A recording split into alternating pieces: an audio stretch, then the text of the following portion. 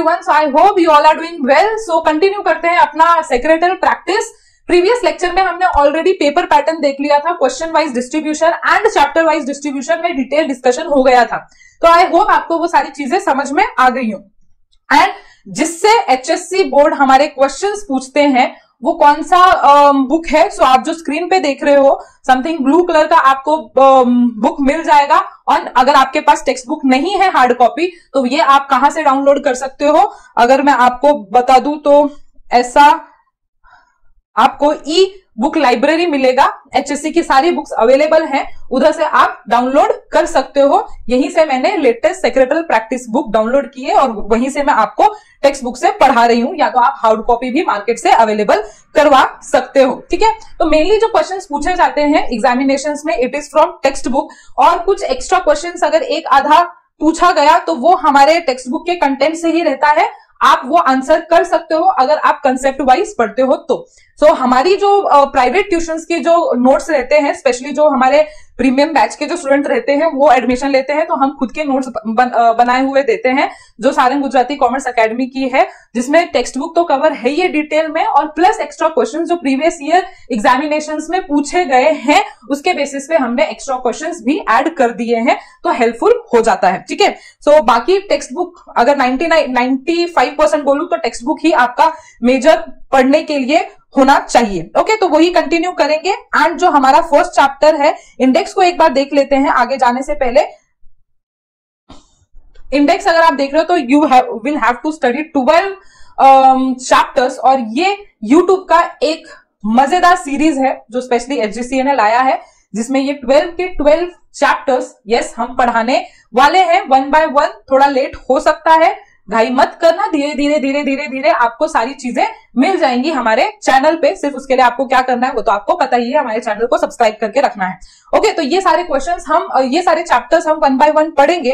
और पहला जो सबसे पहला चैप्टर है बहुत इजी चैप्टर है. एंड ये चैप्टर शुरू होने से पहले सिर्फ आपके साथ एक डिस्कशन करूंगी. आपके 11th में भी एसपी था, ऑफ कोर्स आप मुझे देख रहे हो एसपी के लिए, तो आपके 11th में भी एसपी होगा. एंड कुछ स्टूडेंट ऐसे भी हो सकते हैं जिन्होंने कोई और सब्जेक्ट लिया होगा 11th में, बट उसको टीचर्स ने बोला होगा कि एसपी बहुत इंपॉर्टेंट है if you want to do something in commerce, मतलब सीए सीएस ऐसे आप चीजें करना चाहते हो, सीएमए करके प्रोफेशनल डिग्री होती है कॉमर्स में, कॉमर्स फील्ड में. तो अगर आप ऐसे चीजें करना चाहते हो तो उसके लिए एसपी बहुत इंपॉर्टेंट होता है. ठीक है, तो 11th में अगर आप एसपी पढ़ के आए हो, सबसे पहले उनके लिए बात करूंगी कि ऑलरेडी आपने एसपी 11th का देख लिया है. And as per my view जो 11th का एसपी है वो ज्यादा टफ है एज कंपेयर टू 12th का एसपी, है ना. सो डरने की बात नहीं है. अगर ऑलरेडी आपका एसपी था 11th में, मतलब 11th में ऐसी सारी चीजें हैं जो कि छोटी छोटी चीजें हम अपने प्रोफेशनल एग्जामिनेशन में मैंने देखी हुई है. जैसे मैंने सीए किया हुआ है, I am a professional chartered accountant, तो जो मैंने कहीं इंटरमीडिएट लेवल पे या चार्टर्ड सीए फाउंडेशन के लेवल पे देखा हुआ है वो आपके 11th के एसपी में मिल रहा है. तो मैं बहुत शॉक थी कि इतनी सारी चीजें आपके जो बुक है, टेक्स्ट बुक है 11th की, उन्होंने कवर कर रखा है. एंड बहुत अच्छी बात है अगर वो सारी चीजें आपने पढ़ रखा है एसपी में, तो शायद आपके कॉमर्स के फील्ड जो आगे आप प्रोफेशनल एग्जामिनेशंस देने वाले हो, बीकॉम बीबीए भी अगर आप करते हो तो उधर भी आपको हेल्पफुल हो जाएगा. और अगर आपने एसपी नहीं लिया हुआ है 11th में और आप पहली बार ये एसपी सब्जेक्ट देख रहे हो 12th में, तो उसमें भी कोई डरने की बात नहीं है. धीरे धीरे जो चीजें छूट गई हैं कहीं ना कहीं आपको आगे कवर हो जाएगी.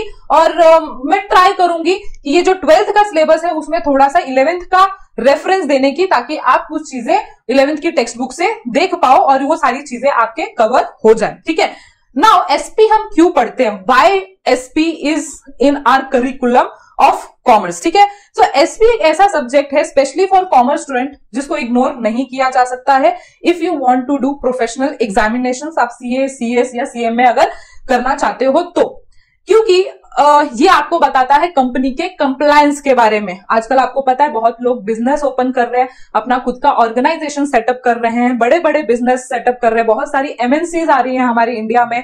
इंडिया में अगर आप बोलते हो मैन्युफैक्चरिंग कंपनी या ट्रेडिंग कंपनी, इनके स्कोप बहुत बढ़ रहे हैं, जीडीपी बढ़ रहा है. तो ये सब होने के कारण इनका इंपॉर्टेंस भी बढ़ रहा है और ये सब इंपॉर्टेंस बढ़ने के कारण उनके कंप्लायंसेस भी बढ़ रहे हैं। मतलब government is asking for compliances कि क्या आपने रिटर्न भरे टाइम पे, क्या आपने बैलेंस शीट बनाया और उसको अपलोड किया एमसीए साइट पे। तो ये सारी चीजें करने के लिए प्रॉपर नॉलेज होना चाहिए, और ये प्रॉपर नॉलेज ही हमें कौन सा सब्जेक्ट देता है, सेक्रेटरियल प्रैक्टिस जो आपकी 11th एंड 12th में है वो उसका बेस है। मतलब कि 11th एंड 12th में आप मेनली पढ़ते हो कि कंपनी के डायरेक्टर कौन होते हैं, कंपनी के मेंबर कौन होते हैं, शेयर होल्डर कौन होते हैं, किस टाइप की ऑर्गेनाइजेशन सेटअप होती हैं मार्केट में। तो ये आप बेस पढ़ रहे हो उसी चीज का जो फ्यूचर में जिनके आप कंप्लायंसेस पढ़ने वाले हो, समझा। तो अगर आप सीएस करने वाले हो, कंपनी सेक्रेटरी, तो ये वाला जो सब्जेक्ट है उसको कभी इग्नोर मत करना if you want to do company secretary. हाँ, सीए और सीएमए में थोड़ा इग्नोर नहीं, बट थोड़ा इसको साइडलाइन कर सकते हो। क्यों मैं बोल रही हूं, क्योंकि कंपनी सेक्रेटरी बनोगे जब आप, तो कंपनी के कंप्लायंस की चीजें ही आप करते हो जिस चीज का ये सब्जेक्ट है। बट चार्टेड अकाउंटेंट जब आप बनते हो तो मेनली अकाउंट्स के जो सब्जेक्ट होते हैं वो इधर आते हैं और आपको वो ज्यादा इंपॉर्टेंट रहता है एज पर माय व्यू, ठीक है। लेकिन वो चार्टेड अकाउंटेंट में भी जो बेस है वो तो आपको लगने ही वाला है, क्योंकि कंपनी क्या है, ये क्या है, वो क्या है, वो तो आपको चार्टेड अकाउंटेंट हो या सीएमए हो वो आपको पूछते हैं। तो आई होप आपको ये सारी चीजें पता चल गई हो, और स्टिल आपको नहीं पता चले कि मैम ये सीए में क्या रहता है, सीएस में क्या रहता है, तो again I will share you a video in description, उसका लिंक मैं दे दूंगी, जहां पे आप देख सकते हो कि हाँ मतलब कि सीए में हम करेंगे तो कौन से सब्जेक्ट पे फोकस कर सकते हैं, सीए करेंगे, क्योंकि बहुत सारे कंफ्यूजन रहते हैं। तो मूविंग टू आवर सब्जेक्ट, मैंने बहुत सारी चीजें आपको बता दी इसमें। Now moving to our subject, introduction to corporate finance. बहुत इजी चैप्टर है। सबसे पहला उन्होंने आपको ये बोला हुआ है, मतलब इस चैप्टर को देने का जो मोटिव है ये है कि जो हमारे बिजनेस है, कॉर्पोरेट हम किसको बोलते हैं, ग्रुप को मतलब जब हम किसी कंपनी को रेफर करते हैं तो उसको हम कॉर्पोरेट बोलते हैं। और कंपनी के फाइनेंस को हैंडल या कंपनी के फाइनेंसिस को किस तरह से मैनेज किया जाता है किसी भी कंपनी में, वो हम इस चैप्टर में पढ़ेंगे, ठीक है। तो अगर आप इधर देख रहे हो तो सबसे पहले तो हम पढ़ेंगे कि कॉर्पोरेट फाइनेंस होता क्या है, इसका इंपॉर्टेंस क्या है, कौन से रिक्वायरमेंट होते हैं कंपनी में, कितने फाइनेंसिस के, और कैपिटल स्ट्रक्चर लास्ट में देखेंगे। ओके, सो इंट्रोडक्टरी पार्ट अगर आप देखते हो तो मेनली जब हम फाइनेंस वर्ड यूज करते हैं तो it is regarding money and money management. पैसा और उसको मैनेज जब हम करने की बात करते हैं तो इट इज फाइनेंस। ओके, सो हर एक कंपनी में, जैसे हर एक घर में पैसे की इंपॉर्टेंस है, वैसे हर एक कंपनी में पैसे की इंपॉर्टेंस है। अगर आप 11th में अपना फर्स्ट एंट्री याद करो अकाउंट सब्जेक्ट में, तो फर्स्ट एंट्री आपने किस चीज की थी, बोलो, फर्स्ट एंट्री किस चीज की थी, ऑफ कोर्स कैपिटल। बिजनेस में जो सबसे पहली चीज आती है प्रमोटर के बाद, मतलब जो बिजनेस सेटअप करता है, जो इंसान सेटअप करता है, जो बिजनेस में बिजनेस का आइडिया लाता है, उसके बाद अगर कोई चीज इंपॉर्टेंट है तो it is finance, it is capital, ठीक है। तो कैपिटल एंड फाइनेंस को कैसे कंपनी हैंडल करती है, ये चैप्टर उसी के रिगार्डिंग है और उसी को हम फाइनेंस बोलते हैं। मेनली इनफ्लो कैसा होता है, आउटफ्लो मनी जो मनी का रहता है किसी भी कंपनी में, उसको मैनेज करने का तरीका कैसा है, कहीं ना कहीं कंपनी का जो सक्सेस है उसी के ऊपर डिपेंड होता है। अगर जो फाइनेंस मैनेजर है बहुत खर्चीला फाइनेंस मैनेजर है, विदाउट प्रॉपर प्लानिंग वो कहीं भी पैसा लगा रहा है, किसी चीज पे भी इन्वेस्ट कर रहा है और कैसे भी पैसा रेस कर रहा है, तो अल्टीमेटली जो उस बिजनेस का फ्यूचर है वो डूबना पक्का लिखा हुआ है। अगर वो ऑन पेपर प्रॉपरली प्लान नहीं करके कर रहा है फाइनेंस की जो ऐसी चीज है, तो वो आपके बिजनेस के जो बिजनेस का पूरा जो चीजें हैं वो बिगाड़ सकता है, ठीक है। तो इसीलिए कहावत है कि finance is the life blood of the organisation. जैसे हमारी ह्यूमन बॉडी में ब्लड का होना जरूरी है, वैसे ही किसी भी बिजनेस में, जो बिजनेस है, कोई ऑर्गेनाइजेशन है, उसमें प्रॉपर तरीके से फाइनेंस का फ्लो करना भी बहुत इंपॉर्टेंट है। राइट टाइम पे, राइट अमाउंट पे उधर पैसा अगर नहीं मिला तो शायद वो बिजनेस करने का कोई फायदा नहीं है, अल्टीमेटली आप ये समझ जाओ। सो इसीलिए ये सारी चीजें दी हुई है। एंड हेनरी फोर्ड ने एक चीज बोली हुई है कि money is an arm and leg, use it और लूज इट। मतलब इंसान की बॉडी में जितना इंसान के हाथ एंड पांव जैसी चीजें हैं, मतलब अगर आप उसका प्रॉपर यूज करते हो तो आप दुनिया जीत सकते हो, अगर आप उसका प्रॉपर यूज नहीं करते हो तो आप कुछ भी नहीं कर सकते, है ना। आपने किसी लेजी पर्सन को देखा होगा, मस्त वो टीवी देख रहा है, दिन भर बात कर रहा है, फिर अल्टीमेटली उसका फ्यूचर क्या होता है? उसका फ्यूचर किधर भी नहीं रहता है, वो कुछ भी अर्न नहीं कर पाता है अपने फ्यूचर में। वैसा ही सेम बिजनेस में होता है कि जब कोई बिजनेस में हम कैपिटल इंजेक्ट करते हैं, कैपिटल डालते हैं, तो उसका यूज कैसा हो रहा है ना, उस पैसे का यूज कैसा है, वही डिटरमाइन करता है उसके बिजनेस का सक्सेस एंड फेलियर को। ओके, नाउ कॉर्पोरेट फाइनेंस का मीनिंग दिया हुआ है। यस, आपको ये चीज एग्जाम में पूछी जा सकती है, मीनिंग। तो उन्होंने बोला है corporate finance deal with the raising and using the finance by a corporation. Easy है, देखो सबसे पहले फाइनेंस को हमको क्या करना पड़ेगा? रेज करना पड़ेगा। अब ये रेज मैम कहां से करेंगे? तो जैसे आपको पता है, जब आप कोई बिजनेस सेटअप करते हो तो पैसे कहां कहां से रेज कर सकते हो? या तो आप खुद के सेविंग में से, जो आपने खुद इकट्ठा किया है सालों भर, वो आप रेज कर सकते हो, तो वो भी एक तरीका हो गया रेज करने का, रेज करने के लिए फंड को। दूसरा तरीका हो गया आप अपने किसी रिलेटिव से फंड बोरो करते हो, आप किसी फ्रेंड से फंड बोरो करते हो। आप अगर ये दोनों ने धोखा दे दिया तो आप बैंक के पास लोन करके लेते हो, है ना, कि मेरे को कार खरीदनी है, ये तो कार की बात हो गई। फॉर एग्जांपल मुझे बिजनेस करनी है तो मुझे लोन लेना है। तो ऐसे बहुत सारे तरीके हैं। ये तो सोल प्रोप्राइटर की बात कर रही हूं माय डियर स्टूडेंट। अगर आप कंपनी जो ऑर्गेनाइजेशन है उसका अगर देखते हो तो उनके पास तो बहुत सारे तरीके हैं पैसे रेस करने का। यही हम चैप्टर में आगे पढ़ने वाले हैं कि कौन कौन से ऐसे तरीके हैं जहां पे कंपनी पैसा रेस कर सकती है। तो कंपनी के पास इक्विटी शेयर होल्डर से पैसा रेस करने का ऑप्शन है, डिवेंचर होल्डर से रेस करने का ऑप्शन है, प्रेफरेंस शेयर होल्डर से पैसा रेस करने का ऑप्शन है। तो उनके पास बहुत सारे ऑप्शन होते हैं, स्पेशली कंपनी। और जो हम एसपी में पढ़ने वाले हैं वो हम सोल प्रोप्राइटर पार्टनरशिप के रिगार्डिंग नहीं पढ़ेंगे, हम कंपनी के ही रिगार्डिंग पढ़ते हैं, क्योंकि हम इधर कॉर्पोरेट वर्ड यूज कर रहे हैं, कॉर्पोरेट फाइनेंस, तो it is relating to company only. तो रेज करने की बात हो गई कि कॉर्पोरेट फाइनेंस किस चीज के बारे में बोलता है? रेज करने के बारे में। दूसरा किस चीज के बारे में बोलता है कि उसको हमको कहां पे यूज करना है, कहां पे इन्वेस्ट करना है ना, क्योंकि राइट अमाउंट में हमने पैसा रेज तो कर लिया, ये भी इंपॉर्टेंट बात हो गई कि कितना पैसा लगने वाला है। आपको देने वाले बहुत लोग हैं, बट आप बिना फालतू में लोगे तो कल को जाके आपको गालियां मिलेगी, इसीलिए आपको उनसे पैसा राइट अमाउंट में लेना है। तो रेज हो गया, नाउ आपको राइट अमाउंट में यूज करना है, मतलब आपके नीड बहुत है, इधर थोड़ा सा देना, इधर। जैसे घर में अपनी मम्मी क्या करती है, पापा कमा के लेके आते हैं, फिर मम्मी एक लिस्ट बनाती है कि हमको खाने पे कितना स्पेंड करना है, अपने ट्यूशन फीस पे कितना स्पेंड करना है, हमको सेविंग कितनी रखनी है। तो जितना पापा कमा के ला रहे ये इंपॉर्टेंट है, उतना ही उसका यूसेज भी इंपॉर्टेंट है। हमने किसी भी चीज पे ज्यादा इस्तेमाल कर लिया वो भी हानिकारक है, और जिसपे कम यूज कर लिया वो भी हानिकारक है। तो प्रॉपर अमाउंट में फंड जाने चाहिए सेम बिजनेस में। So it deal with the financing the activities of corporation. जो सारी एक्टिविटीज चल रही है हमारे बिजनेस में उसको प्रॉपर फंड करना, corporation capital structuring and making investment decision. ये कैपिटल स्ट्रक्चरिंग जो पॉइंट है वो हम लेटर ऑन देखेंगे। कैपिटल स्ट्रक्चरिंग मतलब क्या है, अभी के लिए आप इतना समझ गए क्या? मुझे हाँ या ना बोलो, ठीक है, प्रॉपर समझे ना। अभी ये वाला जो आगे वाला पॉइंट है वो आगे आने वाला है, वो आप उधर समझ जाओगे, अभी घुसे तो आगे का नहीं हो पाएगा। Okay, now next meaning and definition.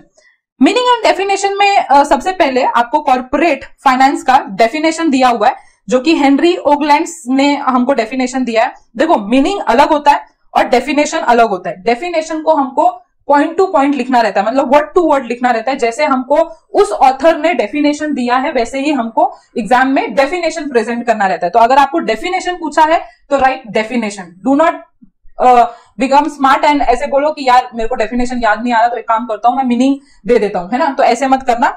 So corporate finance deal primarily with acquisition and use of capital by business corporation. अगर आप इसको इंटरप्रेट करते हो तो ये और कुछ नहीं, ये वही चीज दिया हुआ है जो हमने मीनिंग में पढ़ा हुआ है। कॉर्पोरेट फाइनेंस क्या है, प्राइमरली किस चीज से डील कर रहा है, तो it is dealing with acquisition. Acquisition मतलब एक्वायर करना, तो हमको कहां से पैसे लेने हैं, है ना, रेजिंग जो मैंने समझाया था वही कॉपी पेस्ट करो। एक्विजिशन के लिए कहां से पैसे एक्वायर करना है और कहां पे यूज करना है किसी भी बिजनेस ऑर्गेनाइजेशन में, उसको हम क्या बोलते हैं, कॉर्पोरेट फाइनेंस। दोनों सेम है, बट माइंड यू आपको डेफिनेशन में ही लिखना है, मीनिंग में ही लिखना है, तभी आपको फुल मार्क्स मिलेंगे। ओके, नाउ कॉर्पोरेट फाइनेंस और क्या क्या चीजों को इंक्लूड करता है तो ये सारी चीजें जो भी हम आगे एसपी में पढ़ने वाले हैं वो कुछ कुछ चीजें हैं। फाइनेंस प्लानिंग जब हम करते हैं तो वो भी कॉर्पोरेट फाइनेंस में आता है। स्टडी ऑफ कैपिटल मार्केट, अभी एक मार्केट है जैसे सब्जी मार्केट रहता है जहां पे आप सब्जियां खरीदते हो, वैसे ही कैपिटल मार्केट है जहां पे आप कैपिटल बाय करते हो, कैपिटल बोरो करते हो। ऐसा एक मार्केट है जहां पे आप जाके बोल सकते हो मुझे कैपिटल की नीड है, प्लीज कैपिटल दो। तो उसका स्टडी करना प्रॉपरली, उसको वो भी स्कोप किसके अंदर आता है, कॉर्पोरेट फाइनेंस के अंदर। मनी मार्केट जैसा एंड शेयर मार्केट जैसा भी, मतलब सेम कैपिटल मार्केट जैसा लेकिन थोड़ा बहुत अलग है, वो हम आगे के चैप्टर में देख लेंगे। एक्चुअली ये बहुत सारे फर्स्ट चैप्टर है ना, तो मुझे बच्चों को बोलना पड़ता है कि आगे के चैप्टर में देख लेंगे, क्योंकि इधर अगर मैं समझाने जाऊं तो इट इज लाइक कि मैं एक साथ आपको सारे चैप्टर पढ़ा रही हूं, तो थोड़ा सा वेट करना पड़ेगा आपको, ये सारा डिटेल डिस्कशन आगे हो जाएगा। It also cover capital formation and foreign capital, even finance organisation and bank play a vital role in corporate financing. मतलब इसमें बहुत सारे लोग आते हैं, ऑफकोर्स कॉर्पोरेट कंपनी तो आएगी, और जो हमको लेंडर जैसे बैंक हो गया, फॉरेन मार्केट हो गया, कैपिटल मार्केट हो गया, तो ये भी तो हमारे लेंडर्स हैं, वो हमको पैसा प्रोवाइड करने वाले हैं। तो कॉर्पोरेट फाइनेंस में ये सारी चीजें तो आनी ही आनी है, तो ये पॉइंट दिया हुआ। ओके, नाउ अब जब भी हम किसी फाइनेंस मैनेजर की बात करते हैं कंपनी में, जो फाइनेंस को मैनेज करता है बेसिकली, वो किसी भी कंपनी में उसको एक चीज की इंश्योरिटी करनी पड़ती है, कुछ चीजों की, है ना। कौन सी चीजों की, जो मैंने आप लोगों के साथ ऑलरेडी डिस्कस किया कि सबसे पहले फर्म के पास, है ना, जो फर्म है, देखो इधर ना फर्म लिखा हुआ है, बट ये मत इंटरप्रेट करना कि it is partnership firm only. ये एक जनरल ऑर्गेनाइजेशन की बात कर रहे हैं, चाहे वो कोई भी ऑर्गेनाइजेशन हो, तो इधर ऐसा सिर्फ वही पार्टनरशिप फर्म के बारे में वो डिस्कस कर रहे हैं ऐसा नहीं है। ओके, तो सबसे पहला जो फाइनेंस मैनेजर देखेगा वो देखेगा कि क्या कंपनी के पास एडिक्वेट फाइनेंस की अवेलेबिलिटी है कि नहीं है। ओके, दूसरी चीज वो देखेगा कि जहां से भी fund they are using the right source of fund, they have a minimum cost. ठीक है, तो जो हमने एडिक्वेट फंड रेस किया है, ठीक है, जहां से भी रेस किया है, जितना करना चाहिए उतना रेस किया है, और जहां से किया है क्या वो मिनिमम कॉस्ट पे है। जैसे कि एग्जांपल अगर मैं दूं, तो जब आपके घर का फॉर एग्जांपल इनकम हुआ 10,000, बट हुआ क्या, 10,000 से बात नहीं हो रही, आपको लगेगा 12,000, तो आपको 2,000 का लोन लेना पड़ेगा। ठीक है, ये 2,000 का लोन सबसे पहले, मतलब 2,000 जो एक्स्ट्रा आपको लग रहे हैं वो आप कहां से ले सकते हो, या तो आपकी सेविंग, है ना, या तो आप रिलेटिव से मांग सकते हो, या तो फ्रेंड से मांग सकते हो, या तो आप लोन ले सकते हो। तो ये सारे तरीके आप देखोगे कि यार सेविंग तो है नहीं अभी, है ना, ऐसा हो सकता है कंपनी के साथ भी कि खुद का पैसा नहीं है अवेलेबल, रिलेटिव दे नहीं रहा है, फ्रेंड दे रहा है एंड लोन मिल रहा है। तो फ्रेंड मुझे बोल रहा है कि मैं तुम्हें दे सकता हूं पैसा, लेकिन it will be at the cost, मतलब मैं उस पर इंटरेस्ट मारूंगा 6%, है ना, मैं आपको इंटरेस्ट आपको देना पड़ेगा साल भर का, 2,000 आप यूज कर रहे हो तो आपको 6% से देना पड़ेगा। एंड उसी केस में जो बैंक है आपको 5% पे 2,000 का जो लोन है वो आपको मिल रहा है। तो आप कौन सा लोगे, मिल तो दोनों तरफ से रहे हैं, कहां से मिल रहा है, फ्रेंड से भी मिल रहा है और आपको बैंक से भी मिल रहा है ना।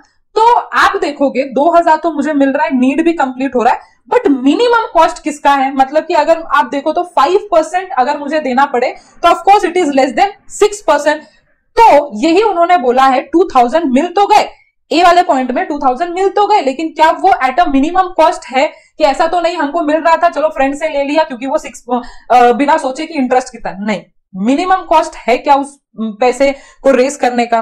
देन अब ये चीज हो गया। नाउ अब यूटिलाइजेशन की बात, कि जब हम यूटिलाइज कर रहे हैं उसको तो क्या हम इफेक्टिवली यूटिलाइज कर रहे हैं क्या।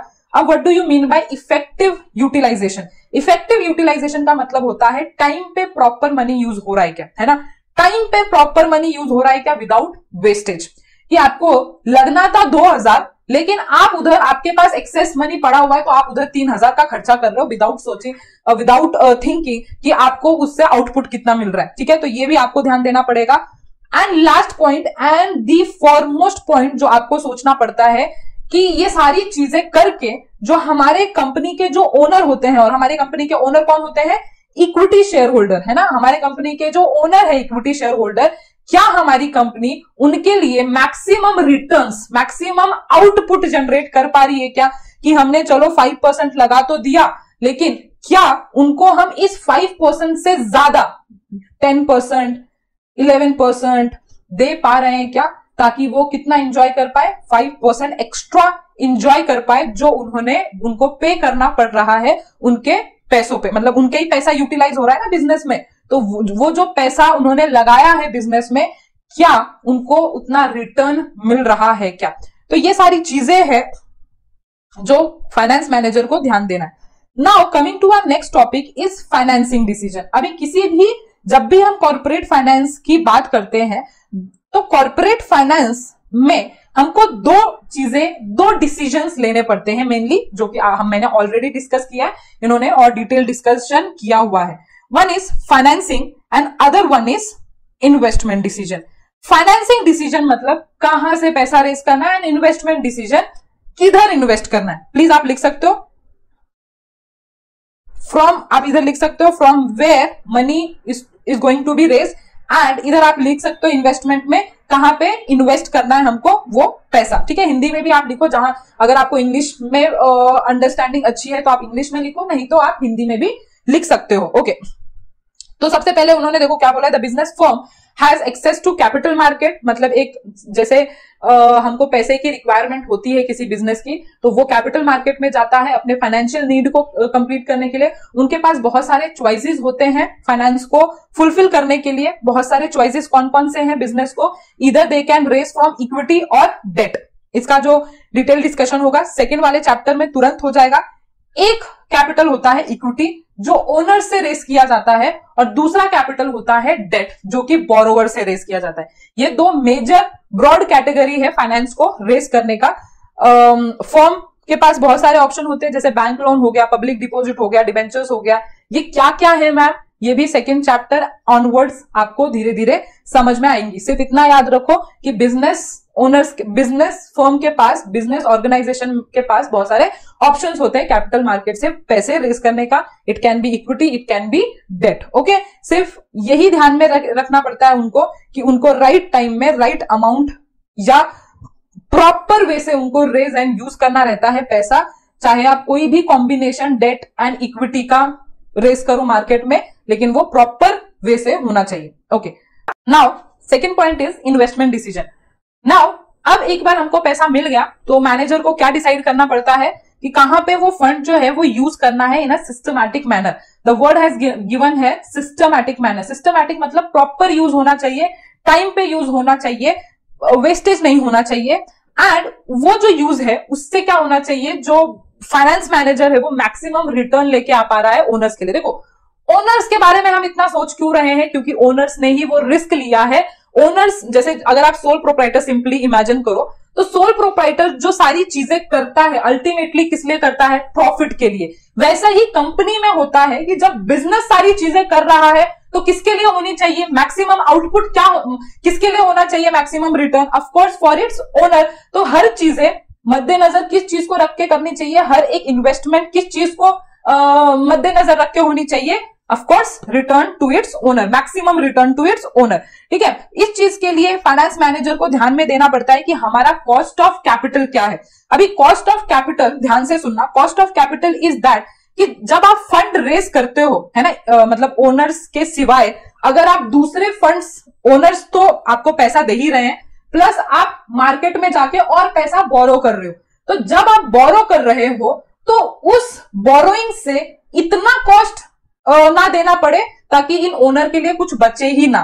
तो इसीलिए ये एक सेंटेंस दिया हुआ है जो मैंने येलो में हाईलाइट किया हुआ है कि हमेशा आपका जो रिटर्न रहना चाहिए वो हमेशा मतलब ज्यादा रहना चाहिए कॉस्ट ऑफ कैपिटल से। मतलब कॉस्ट ऑफ कैपिटल गया भी तो आपके लिए एक सिंपल सी बात है, ठीक है, अगर आपको नहीं समझा है तो फॉर एग्जाम्पल आपने रेस किया इक्विटी शेयर से 50,000, है ना, और डिबेंचर से रेस किया 1 लाख। ठीक है, आप रेस कर सकते हो, एक इक्विटी कैपिटल हो गया और एक डेट कैपिटल हो गया। देखो ये ओनर है तो ये ओनर का कोई इंटरेस्ट आपको पे नहीं करना पड़ता है। ठीक है, सो आपने डिबेंचर से रेस किया तो फॉर एग्जाम्पल इनको आपको 10% देना है, ध्यान से समझना। अब जब भी आप ये 1,50,000 फॉर एग्जाम्पल आपको टोटल जो फंड मिला 1,50,000, जब भी आप ये इन्वेस्ट करोगे, मतलब इन्वेस्टमेंट डिसीजन लोगे, तो आप क्या सोच के लोगे? जहां भी आप इन्वेस्ट करोगे, बोलो, जहां भी आप इन्वेस्ट करोगे, आपको एक चीज जरूर ध्यान में देके इन्वेस्ट करना है कि आपको मिनिमम कितना रेस करना पड़ेगा, मिनिमम कितना रिटर्न लाना पड़ेगा। कॉस्ट ऑफ कैपिटल क्या है आपका? सबसे पहले ये कॉस्ट ऑफ कैपिटल। तो अगर आप देखोगे तो देखो कॉस्ट ऑफ कैपिटल क्या है, अभी सिर्फ अगर आप इंटरेस्ट का कॉस्ट ऑफ कैपिटल देखोगे तो आपको 10,000 पक्का से पक्का डिवेंचर होल्डर को तो देना पड़ेगा, क्योंकि वो उधारी है, डिवेंचर होल्डर से लिया गया फंड उधारी है। ये ओनर अभी शांत बैठे हैं, क्यों? क्योंकि वो बोल रहे हैं कि आप अपना बिजनेस करो, कुछ बचता है तो मेरे पास आओ और हमें प्रॉफिट दो। तो जो आपका कॉस्ट ऑफ कैपिटल रहेगा वो डिवेंचर का 10% रहेगा। मतलब जब भी आप इन्वेस्टमेंट के बारे में सोचोगे, 1,50,000 को इन्वेस्ट करने के बारे में सोचोगे, तो याद रखना कि आपका रिटर्न ऑफ कैपिटल कितना होना चाहिए, मतलब रिटर्न कितना आना चाहिए। ऑफ कोर्स मोर देन 10,000 या of course more than 10% of 1,00,000, क्योंकि ये तो मिनिमम आपको इतना देना ही पड़ेगा। अगर आपने इतना भी जनरेट नहीं कर पाए अपने इन्वेस्टमेंट डिसीजन से, तो आपकी कंपनी लॉस में जाएगी। इसीलिए हमेशा जो बेस पॉइंट होना चाहिए, मिनिमम आपको कितना प्रॉफिट लाना है, तो मिनिमम 10,000। ये मैंने एकदम सिंपल एंड सोफिस्टिकेटेड एग्जाम्पल दिया है। एग्जाम्पल तो मैं बहुत टफ दे सकती हूँ, लेकिन सिंपल रखने के लिए माइंड में इतना एग्जाम्पल ठीक है। अपने इक्विटी शेयर, अपने सीधे साधे लोग हैं, वो बोलते हैं कि हमें सारी चीजें जाने के बाद हमें जो रिटर्न आना चाहिए वो मैक्सिमम आना चाहिए। आप कुछ भी सोचो, तो जैसे कि प्रोजेक्ट ए रहेगा और प्रोजेक्ट बी रहेगा, ठीक है। तो अगर आप प्रोजेक्ट ए में 1,05,000 को इन्वेस्ट करते हो तो वो जनरेट कर पा रहा है ओनली 8%, और इधर अगर आप बोलो तो ये जनरेट कर पा रहा है 15%। तो ऑफकोर्स आप कहां पे इन्वेस्ट करोगे? फंड को बी में इन्वेस्ट करोगे, है ना। तो ये सारी चीजें रहती है जब आप इन्वेस्टमेंट डिसीजन के बारे में सोचते हो। तो देखो उन्होंने बोला cost of capital is a minimum return expected bye a investor. तो जो डिवेंचर होल्डर है वो तो पैसा लेगा ही लेगा। तो इक्विटी शेयर बोलता है भाई उतना तो भी एटलीस्ट कवर कर, वरना हम लॉस में चले जाएंगे। ओनर 10,000 तो भी लेके आ, ताकि उनका खर्चा जो हम कर रहे हैं वो तो भी निकल जाए, वरना तो हमें तो नहीं मिल रहा लेकिन हमारा बिजनेस भी लॉस में जा रहा है। तो मिनिमम उतना तो भी आना चाहिए बिजनेस में। ओके, नाउ नेक्स्ट वन, हाँ एक चीज है सिर्फ ऊपर कि जब हम इन्वेस्टमेंट एंड के बारे में सोचते हैं, इन्वेस्टमेंट डिसीजन लेते हैं, तो उसको हम कैपिटल बजटिंग भी बोलते हैं। मतलब कि सारे इन्वेस्टमेंट को देख के कि हम इस मशीन पे इन्वेस्ट करें या इस मशीन पे इन्वेस्ट करें, तो उस डिसीजन के बारे में हम सोचना is also known as capital budgeting. Okay, now second point is importance of corporate finance, and ये long answer type of question में भी आ सकता है। Hello everyone, so I hope you all are doing well. So start करते हैं अपना next topic, importance of corporate finance, chapter number 1। ठीक है, सो ये कंटिन्यूस वीडियो 1 by 1 हम अपलोड कर रहे हैं। सो इसका जो पूरा का पूरा प्रीवियस जो आपको लेक्चर्स मिलेंगे वो आपको इस यूट्यूब चैनल के होम सेक्शन में या आप प्लेलिस्ट सेक्शन में जा सकते हो और ये एसपी के आप सारे वीडियोस देख सकते हो। ओके, सो नेक्स्ट टॉपिक हमारा क्या है? सो नेक्स्ट टॉपिक है इंपॉर्टेंस ऑफ कॉर्पोरेट फाइनेंस, जहां हमने पूरा डिटेल डिस्कशन कर लिया था रिगार्डिंग इंट्रोडक्टरी पार्ट हमने पूरा का पूरा पढ़ लिया था। नेक्स्ट जो चीज हमको पढ़ने की जरूरत है वो पढ़ने की जरूरत है कि why corporate finance is important, क्यों हमको इतना ध्यान देने की जरूरत पड़ती है। तो 1 by 1 कवर करेंगे। तो सबसे पहला हेल्प इन डिसीजन मेकिंग। जब भी हम, जैसे कि हम घर की बात करते हैं ना, कि फाइनेंस तो घर में भी रहता है, पैसे की बात, और वो सबसे इंपॉर्टेंट रहता है किसी भी चीज में। तो जब आप 100 रुपए मार्केट में लेके जाते हो और आप अपनी कोई विश कंप्लीट करना चाहते हो, फॉर एग्जाम्पल ये चॉकलेट लू या ये चॉकलेट लू, तो ऑफकोर्स आपके जेब में कितने पैसे हैं वही चीज को लेके आप डिसाइड करोगे कि ये वाला चॉकलेट लू या ये वाला चॉकलेट लू, या मतलब कि आप बोलोगे चलो मैं 80 रुपीज वाला चॉकलेट लेता हूं और 20 रुपीज का मैं कुछ खा लेता हूं, आप ऐसे भी सोचोगे। या आप बोलोगे कि नहीं मैं पूरा का पूरा 100 रुपीज का चॉकलेट ही ले लेता हूं और पूरा उसको ही खा लेता हूं। तो कहने की बात इन सिंपल सेंस कि कोई भी जब ऑर्गेनाइजेशन अपने इंपॉर्टेंट डिसीजन लेती है तो उनका कॉर्पोरेट फाइनेंस कितना है, कितने कॉस्ट पे है, एंड ये सारी चीजें को डिटेल वो रख के वो डिसीजन लेती है कि हम कहां पे इन्वेस्ट करें। जो सारे डिसीजन रहते हैं, कितना सैलरी देना चाहिए, कितना हमने खर्चा करना चाहिए अगर हम रिक्रूट कर रहे हैं लोगों को, तो ये जो सारी चीजें हैं वो कॉर्पोरेट फाइनेंस से ही डिसीजन मेक किया जाता है। ठीक है, सो आप कोई भी ऐसा डिसीजन नहीं ले सकते जो कि अगर आप सोचो कि नहीं हम फाइनेंस को ना इग्नोर करके डिसीजन लेते हैं, बिल्कुल भी नहीं।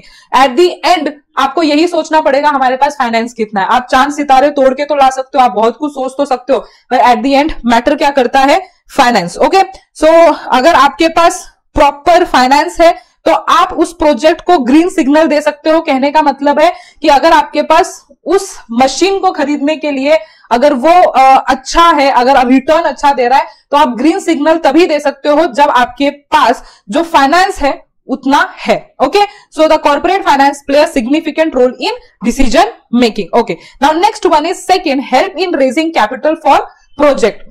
तो जो फाइनेंस है वो क्या चीज हेल्प करता है, जब भी हम किसी प्रोजेक्ट के रिगार्डिंग, जब हम किसी प्रॉपर एक इन्वेस्टमेंट करना चाहते हैं, तो उस प्रॉपर इन्वेस्टमेंट में, या उसे हम दूसरा नाम इधर दे रहे हैं प्रोजेक्ट, उस प्रॉपर प्रोजेक्ट में पैसा लगाने के लिए हमको क्या लगता है, प्रॉपर फाइनेंस, है ना। ऊपर हमने क्या पढ़ा कि आप जब भी बिजनेस, एक बिजनेस क्या है, एक प्रोजेक्ट ही तो है, या अगर आप बिजनेस एक बार ओपन कर दो तो आप अपने बिजनेस को एक्सपैंड करते हो, डाइवर्सिफाई करते हो, तो वो एक्सपेंशन एंड डाइवर्सिफिकेशन क्या है, एक प्रोजेक्ट है। तो उस प्रोजेक्ट को पूरा करने के लिए कौन हेल्प करता है, फाइनेंस। वही सारी चीजें हैं। फिर आप फाइनेंस में आप डिबेंचर्स से पैसा ले सकते हो, लोन से पैसा ले सकते हो, जहां से भी, तो वही सारी चीजें दी हुई है। Now third one is help in research and development. आपने देखा होगा आजकल हमारे मार्केट में कितने सारे रिसर्च एंड डेवलपमेंट हो रहे हैं, बहुत सारे। आप मतलब कि मार्केट में अगर आप देखो मतलब बहुत सारे एग्जांपल है मेरे माइंड में, जैसे एक शार्क टैंक करके एक सीरीज है, उधर लोग जो है नए नए आइडियाज लेके आते हैं, अपना इन्वेस्टर ढूंढते हैं पैसे लगाने के लिए। तो वैसा ही जब एक कंपनी होती है रिसर्च एंड डेवलपमेंट करती है, तो उनको बहुत सारा ढेर सारा पैसा लगता है।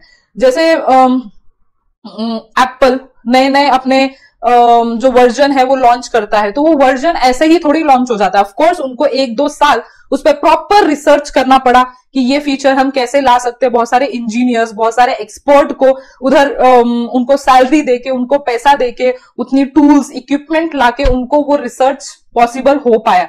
तो यही चीज मैं आपको बताना चाहती हूँ कि कोई भी बिजनेस बिना रिसर्च एंड डेवलपमेंट के नहीं जी सकती। उनको टाइम टू टाइम अपने प्रोडक्ट को अपग्रेड करना पड़ता है, नए नए प्रोडक्ट लॉन्च करने पड़ते हैं मार्केट में, तभी वो सक्सेसफुल होते हैं, आगे के जो बिजनेस एनवायरनमेंट है उसको वो डील कर पाते हैं।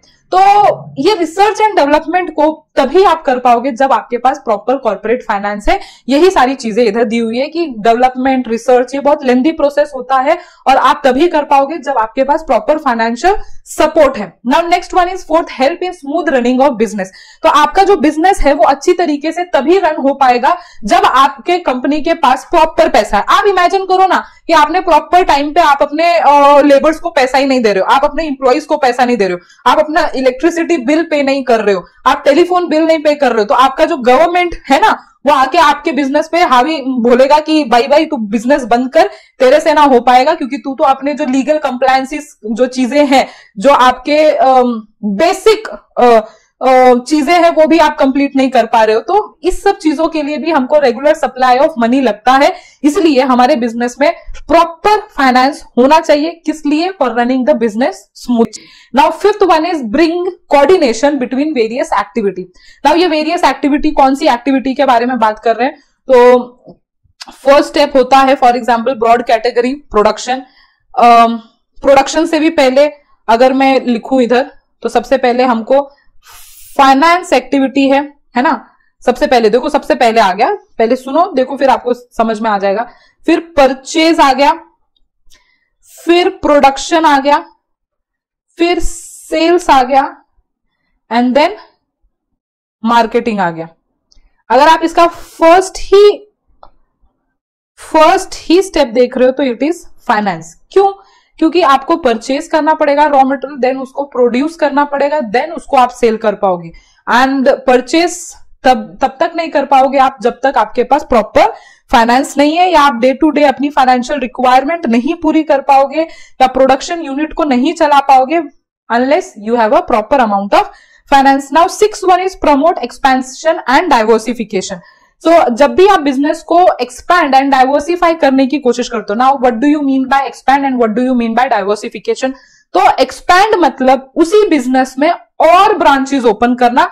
अगर मैं एक टेक्सटाइल बिजनेस कर रही हूं तो टेक्सटाइल में ही मैंने और ब्रांचेस ओपन कर दी है ऑल ओवर इंडिया या वर्ल्ड, तब मैं अपने आप को बोलती हूँ I have expand my business. और जब मैं दूसरे बिजनेसेस में, जैसे मैं टेक्सटाइल में हूं तो I want to go for a telecommunication, I want to go for some mass media type business, तो जब मैं अपने बिजनेस को है ना वर्टिकली बोल सकते हैं इसको कि वर्टिकली इन द सेंस कि मैं अलग अलग फील्ड में अपने बिजनेस को एक्सपैंड कर रही हूं। ऑलरेडी टेक्सटाइल में मेरा बिजनेस है ही है, बट मैं दूसरे फील्ड में करना चाहती हूं, तो ये है डाइवर्सिफिकेशन। तो इधर भी आपको कंटिन्यूअस पैसा लगता है उसको प्रमोट करने के लिए।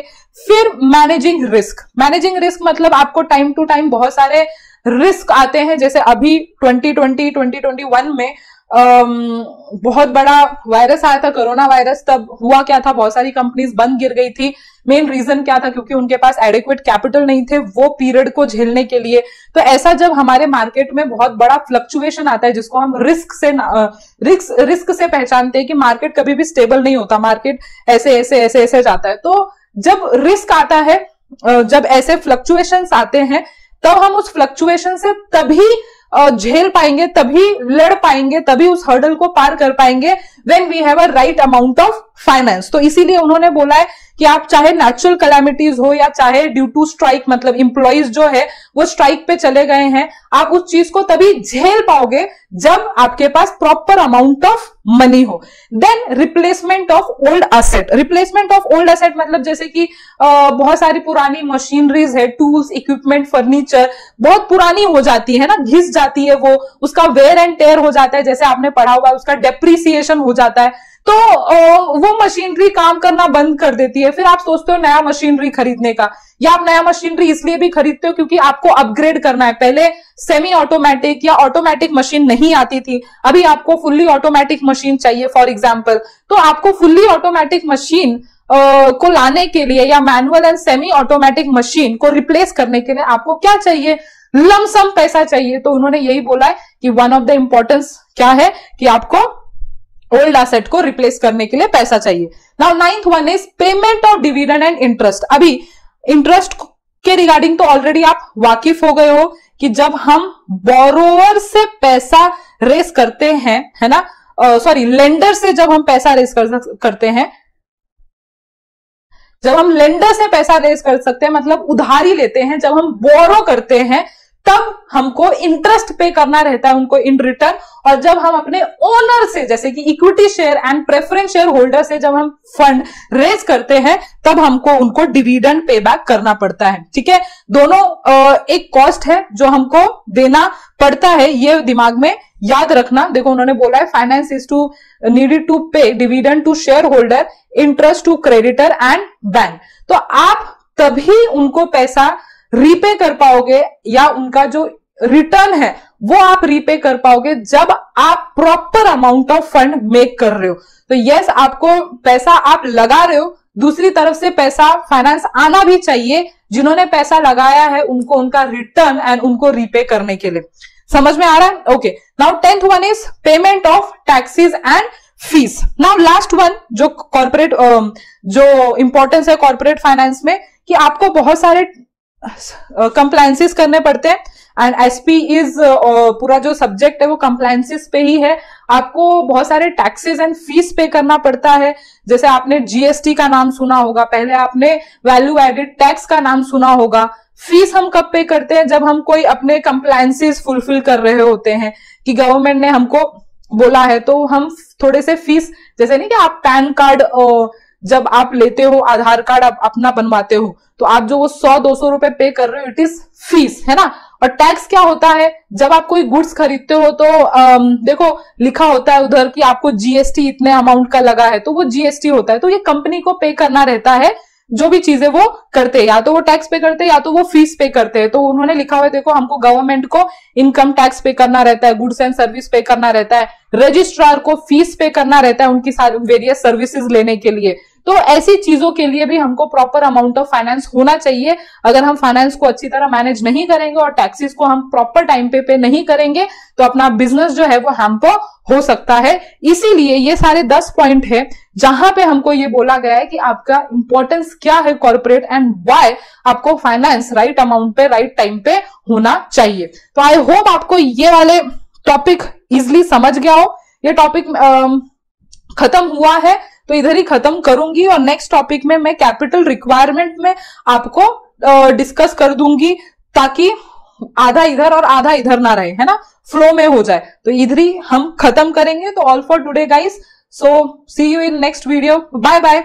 Hello everyone, so hi again and start करते हैं अपना नेक्स्ट वीडियो। एज मैंने ऑलरेडी आपको पिछले लेक्चर में, प्रीवियस लेक्चर में इंपॉर्टेंस ऑफ कॉर्पोरेट फाइनेंस पढ़ा दिया। आई होप आप लोगों ने वो अच्छी तरह से डिटेल में देख लिया होगा एंड आई होप उसमें आपको कोई भी दिक्कत ना हो। नाउ आज हम क्या पढ़ने वाले हैं, तो आज हम नेक्स्ट टॉपिक कैपिटल रिक्वायरमेंट हम पढ़ने वाले हैं।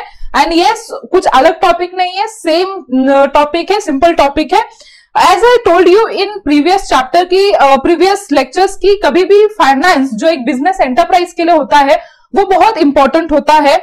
आफ्टर प्रमोटर, आफ्टर एंटरप्रेन्योर, जब उसको आइडिया आता है बिजनेस सेटअप करने के लिए, उसके बाद जो मेजर चीज उसको लगने वाली होती है वो नेक्स्ट स्टेप ही फाइनेंस होता है। बिकॉज उसने सब स्टडी कर लिया है एज अ एंटरप्रेन्योर कि यस, ये प्रोजेक्ट मुझे स्टार्ट करना है because it is viable, it is feasible and it is a profitable. So उसके बाद जो उसको लगता है वो लगता है फाइनेंस। तो ये जो टॉपिक है उसी चीज के बारे में बोल रहा है कि कैपिटल रिक्वायरमेंट जो टॉपिक है वो डिटेल में पढ़ना इंपॉर्टेंट है। बिकॉज किसी भी बिजनेस के लिए कैपिटल रिक्वायरमेंट एक तरीके से नहीं होती। एज यू नो, हमारी कैपिटल रिक्वायरमेंट बहुत सारी चीजों के लिए होता है। फॉर एग्जाम्पल, एक कैपिटल रिक्वायरमेंट हो गया कि हमने फिक्स असेट खरीदा और एक कैपिटल रिक्वायरमेंट हो गया कि हमने रॉ मटेरियल खरीदा। तो मैम इसमें डिफरेंट बात क्या है? ये दोनों अलग अलग चीजें आती है और अलग अलग कैपिटल रिक्वायरमेंट है। एक कैपिटल रिक्वायरमेंट, एक जो मशीनरी का जो कैपिटल रिक्वायरमेंट है वो फिक्स कैपिटल रिक्वायरमेंट है और दूसरा जो रॉ मटेरियल का रिक्वायरमेंट है वो आएगा वर्किंग कैपिटल रिक्वायरमेंट में। क्योंकि इन दोनों को खरीदने के लिए हमारे पास कैपिटल होना चाहिए। तो कौन सा कैपिटल लगेगा? Fix and working capital respectively, जो चीज मैंने आपको अभी बोली। तो जो कैपिटल रिक्वायरमेंट है उसमें और कौन सी चीजें आती है? Just a second. So capital requirement में और 2-3 चीजें आती हैं, जैसे कि उन्होंने बोला हुआ है कि आपको फाइनेंशियल प्लान बनाना पड़ेगा। फाइनेंशियल प्लान रिगार्डिंग कि आपको प्रेजेंट और फ्यूचर में टोटल पैसा कितना लग सकता है, that is volume of capital requirement. ये सारी चीजें ध्यान में रखते हुए उनको 2 कैपिटल रिक्वायरमेंट जज करना पड़ता है। One is fix capital requirement and other one is working capital requirement. तो यही 2 कैपिटल रिक्वायरमेंट को आगे हम डिटेल में डिस्कस कर रहे हैं। नाउ अब समझो फिक्स कैपिटल रिक्वायरमेंट क्या होता है, फिक्स कैपिटल क्या होता है वो समझ लो, आपको अपने आप आगे का टॉपिक समझ में आ जाएगा। ना मुझे बोलो सच्ची कि क्या आप 11th में ऑलरेडी फिक्स असेट पढ़ के आए हो? What is fix asset? तो वैसा ही फिक्स कैपिटल है। जो भी हमको फिक्स असेट खरीदने में फंड्स लगते हैं, फाइनेंस लगते हैं, this will come under fix capital requirement. समझ में आया क्यों हमारे लिए फिक्स कैपिटल इंपॉर्टेंट है? जब तक हम अपने कंपनी के लिए फिक्स असेट नहीं खरीदेंगे, फिक्स कैपिटल में इन्वेस्ट नहीं करेंगे, तब तक हमारी कंपनी आगे बढ़ ही नहीं सकती है। इसीलिए उनको ऑन पेपर ये पूरा डिसाइड करना पड़ता है कि कितना फिक्स कैपिटल उनको लगने वाला है।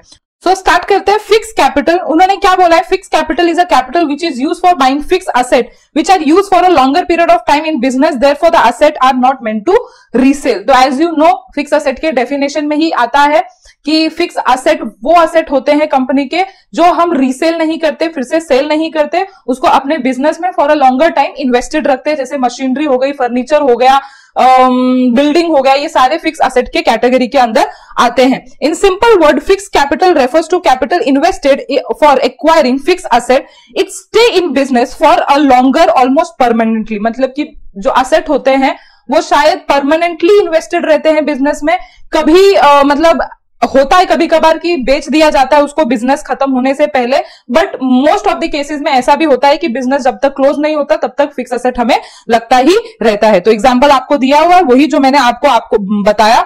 हमको ये फिक्स एसेट कब लगता है या फिक्स कैपिटल हमको कब लगता है, तो at the time of establishment of the new company. कभी कभी कंपनी एक्सपैंड करती है अपने बिजनेस को, डेवलप करती है अपने बिजनेस को, रिप्लेस करती है कोई इक्विपमेंट, तब भी हमें फिक्स एसेट या फिक्स कैपिटल रिक्वायरमेंट हो सकता है। मतलब देखो ना, आप ही जज कर रहे होगे मुझे कि fix capital and fix asset, मैं ये वाइस वर्सा यूज कर रही हूँ, एक साथ कभी कभार यूज कर रही हूँ। फिक्स कैपिटल को फिक्स एसेट बोल रही हूँ, क्योंकि फिक्स एसेट मतलब क्या, फिक्स मतलब अगर आप बोलो तो फिक्स कैपिटल मतलब क्या, तो फिक्स एसेट में जो भी मैंने पैसा लगाया वो फिक्स कैपिटल, इसीलिए मैं उसको रिप्लेस करके कभी कभार यूज कर रही हूँ, कंफ्यूज मत होना। तो हमको फिक्स एसेट कब लग सकता है, जब हम स्टैब्लिश करते हैं अपने बिजनेस को, जब हम एक्सपैंड करते हैं, जब हम रिप्लेस करते हैं कोई एसेट को अपनी बिजनेस में, तब हमें फिक्स कैपिटल लग सकता है। ओके, तो ये सारी चीजें, बहुत सारी चीजें दी हुई है कि जब भी हम फिक्स कैपिटल के रिक्वायरमेंट के बारे में सोचते हैं तो कंपनी का जो प्रमोटर होता है सबसे पहले उसके दिमाग में आता है कि हमारी कंपनी को कितना फिक्स कैपिटल लग सकता है। वो सारा लिस्ट डाउन करता है फिक्स कैपिटल, उसका कॉस्ट निकालता है एंड एक एस्टिमेट बनाता है कि हमको कितना अमाउंट का फिक्स कैपिटल लग सकता है। मतलब चाहे वो प्राइस ऑफ लैंड हो, कॉस्ट ऑफ कंस्ट्रक्शन हो, प्लांट एंड मशीनरी हो, वो सारा लिस्ट डाउन करेगा एंड अल्टीमेटली वो जो टोटलिंग करेगा ये nothing but fix capital requirement आएगा। Okay, so fix capital requirement किसी भी कंपनी के लिए एस्टिमेट करना बहुत इंपॉर्टेंट रहता है, क्योंकि इधर जो पैसे लगने वाले हैं वो बहुत ज्यादा पैसे लगते हैं। कभी कभी किसी जब लार्ज कंपनीज, मैन्युफैक्चरिंग कंपनी होती है तो उसमें मिलियन बिलियंस में भी ये पैसे चले जाते हैं। अगर आप अपग्रेडेड मशीनरी, हाईटेक वाली मशीनरीज लेते हो तो, मतलब जो बड़ी बड़ी कंपनीज होती हैं वो फॉरेन से फिक्स एसेट मंगवाती हैं जिसमें इन्वेस्टमेंट बहुत ज्यादा होता है। तो ये बहुत ज्यादा इंपॉर्टेंट होता है, बिकॉज एक बार हमने मशीन खरीद ली तो उसको रिवर्स नहीं किया जा सकता, बिकॉज इसका जो फंड होता है वो बहुत ज्यादा लगते हैं। जैसे आपके लिए एग्जांपल दूं, अगर आप घर बना रहे हो, ठीक है, तो आप बहुत सोच समझ के घर बनाते हो, बिकॉज आपको पता है ये एक इरिवर्सिबल डिसीजन है। कल जाके अगर मैं चाहूं कि मेरा थोड़ा घर चेंज हो जाए आउटलुक में तो नहीं होता है, इसीलिए आपको प्रॉपर दिमाग लगा के अपना घर जो कंस्ट्रक्ट करना पड़ता है या जो आपको फ्लैट लेना रहता है वो प्रॉपर दिमाग के 10 बार सोच के लेना पड़ता है। लेकिन अगर आप बोलो आपको सब्जी खरीदना रहता है तो सब्जी एक बार खा ली तो फिर उसके बारे में क्या सोचना है ना कि वो खराब निकला था, मतलब वो हो सकता है, वो उसके लिए अमाउंट कम लगता है, इतना कुछ सोचने वाली बात नहीं है। सड़ भी गया तो ठीक है, 2-4 रुपए की चीज थी, फेंक दिया हमने। तो वर्किंग कैपिटल उस हिसाब से थोड़ा अगर एस्टिमेशन में गलत भी गया तो हम थोड़ा सुधार सकते हैं next time, but fix capital में ऐसा नहीं हो सकता। आई होप जो मेरी फीलिंग है, जो मैं बताना चाहती हूँ वो आप तक पहुंच गई हो। ओके, नाउ फिक्स एसेट में या फिक्स कैपिटल जब हम लगाते हैं तो मोस्टली कहां से लगाते हैं, तो हमारे पास कुछ सोर्सेज है, issue of shares, debenture, bond, long term loan, ये सारे कुछ सोर्सेज हैं जहां से हम फिक्स एसेट के पैसे लगाते हैं। ओके, सो ये सारी चीजें थी, आई होप आप लोगों को इतना समझ गया हो। सो अभी हम पढ़ते हैं factor affecting fix capital requirement. So इस टॉपिक में एक्चुअली क्या है कि कौन से ऐसे फैक्टर्स हैं जो फिक्स कैपिटल पे इन्वेस्ट करना है या नहीं करना है वो डिटरमाइंड हो सकती है। मतलब कि ये कुछ ऐसे रीजंस हैं जिसके वजह से कोई ऑर्गेनाइजेशन ज्यादा फिक्स कैपिटल इन पे इन्वेस्ट करेगी और इसी रीजन के वजह से कोई ऑर्गेनाइजेशन कम फिक्स कैपिटल पे इन्वेस्ट करेगी। फॉर एग्जाम्पल, अगर मार्केट का जो कंडीशन है वो बहुत लो चल रहा है तो आप क्या बोलोगे, हमने फिक्स कैपिटल पे ज्यादा इन्वेस्ट करना चाहिए या कम? ऑफ कोर्स आपको समझ में आ गया हो कि मार्केट ही अभी इतना सपोर्टिव नहीं है, जीडीपी इतना नहीं ग्रो हो रहा है उस कंट्री का, तो सारे बिजनेस ऑर्गेनाइजेशन उस ट्रेंड को अगर लेके चले तो उस टाइम पे कम इन्वेस्ट करेंगे फिक्स कैपिटल पे। तो ऐसे ही डिटेल में हम चीजें देखेंगे। जैसे सबसे पहला रीजन है, फैक्टर जो मैं लूंगी, नेचर ऑफ बिजनेस। देखो, अगर जो बिजनेस है वो मैन्युफैक्चरिंग इंडस्ट्री रही या पब्लिक यूटिलिटी इंडस्ट्री रही, पब्लिक यूटिलिटी टाइप कंपनी रही, पब्लिक यूटिलिटी मतलब जैसे गवर्नमेंट सर्विस जहां पे देती है, जैसे कि इंडियन रेलवे हो गया, बसेस की सर्विस हो गई, है ना, जो मोस्टली पब्लिक को सर्विस देने के लिए होल एंड सोल बनाए जाया जाता है। जैसे महाराष्ट्र इलेक्ट्रिसिटी का जो सर्विस हो गया है ना, महाराष्ट्र में जिनको भी इलेक्ट्रिसिटी का बिल आता होगा वो महाराष्ट्र गवर्नमेंट से आता होगा, तो ये एक सर्विस हो गई। तो इनको हम इन ऑल क्या बोलते हैं, पब्लिक यूटिलिटीज। ठीक है, तो आप मुझे बोलो ऐसे टाइप ऑफ बिजनेस जो रहेगा, ऐसे टाइप ऑफ जो इंडस्ट्रीज रहते हैं, उनको ज्यादा फिक्स कैपिटल लगेगा या कम? ऑफ कोर्स मैन्युफैक्चर करने के लिए आपको हैवी मशीनरीज, हैवी प्लांट चाहिए, बिल्डिंग चाहिए, फैक्ट्रीज चाहिए, उसका सेटअप चाहिए।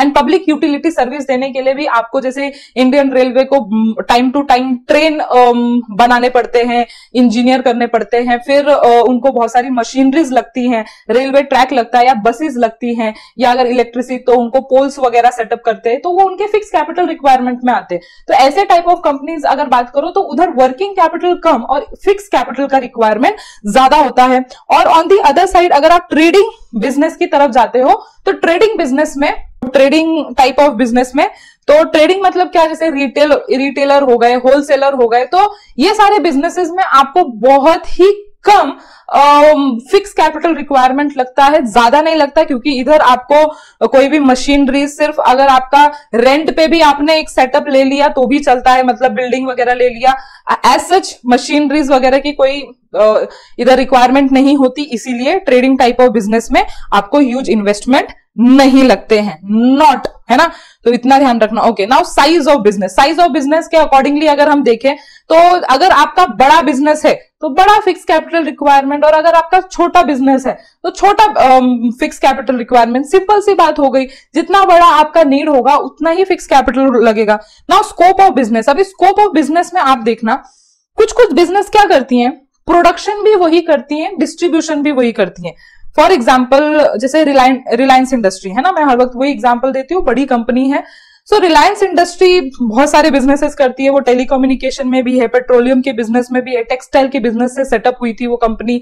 तो उनका कैसा है, स्टार्ट टू एंड जो चीजें होती हैं उनके ही बिजनेसेस के अंडर होती हैं, मतलब चाहे वो प्रोडक्शन हो, चाहे वो मैन्युफैक्चरिंग हो, चाहे वो सेल हो, चाहे मार्केटिंग हो, एंड एंड कंज्यूमर तक पहुंचने का जो पूरा का पूरा चेन है उनकी खुद की बिजनेस, मतलब उनके ब्रांड के अंदर, रिलायंस इंडस्ट्री लिमिटेड ब्रांड के अंदर ही होता है। तो ऐसी टाइप ऑफ बिजनेस जहां उन्होंने अपने बिजनेस का स्कोप बढ़ा के रखा है, सारी चीजें वही करना चाहते हैं, वहां पे फिक्स कैपिटल रिक्वायरमेंट बढ़ जाता है। ऑन द अदर हैंड जो बिजनेसेस ये सारी चीजें अपने अंडर नहीं करते, जैसे कि कोई जो ऑटोमोबाइल कंपनीज हैं वो सिर्फ इंजन बनाती हैं, बाकी जो सेकेंडरी चीजें, हेडलाइट होता है, बम्पर होता है, सारी चीजें, जो विंडोज वगैरह होते हैं वो बनवा के लेते हैं दूसरी कंपनी से, क्योंकि वो फोकस करना चाहते हैं मेन मशीन पे, ऑटोमोबाइल जो कार होती है उनके मशीन पे।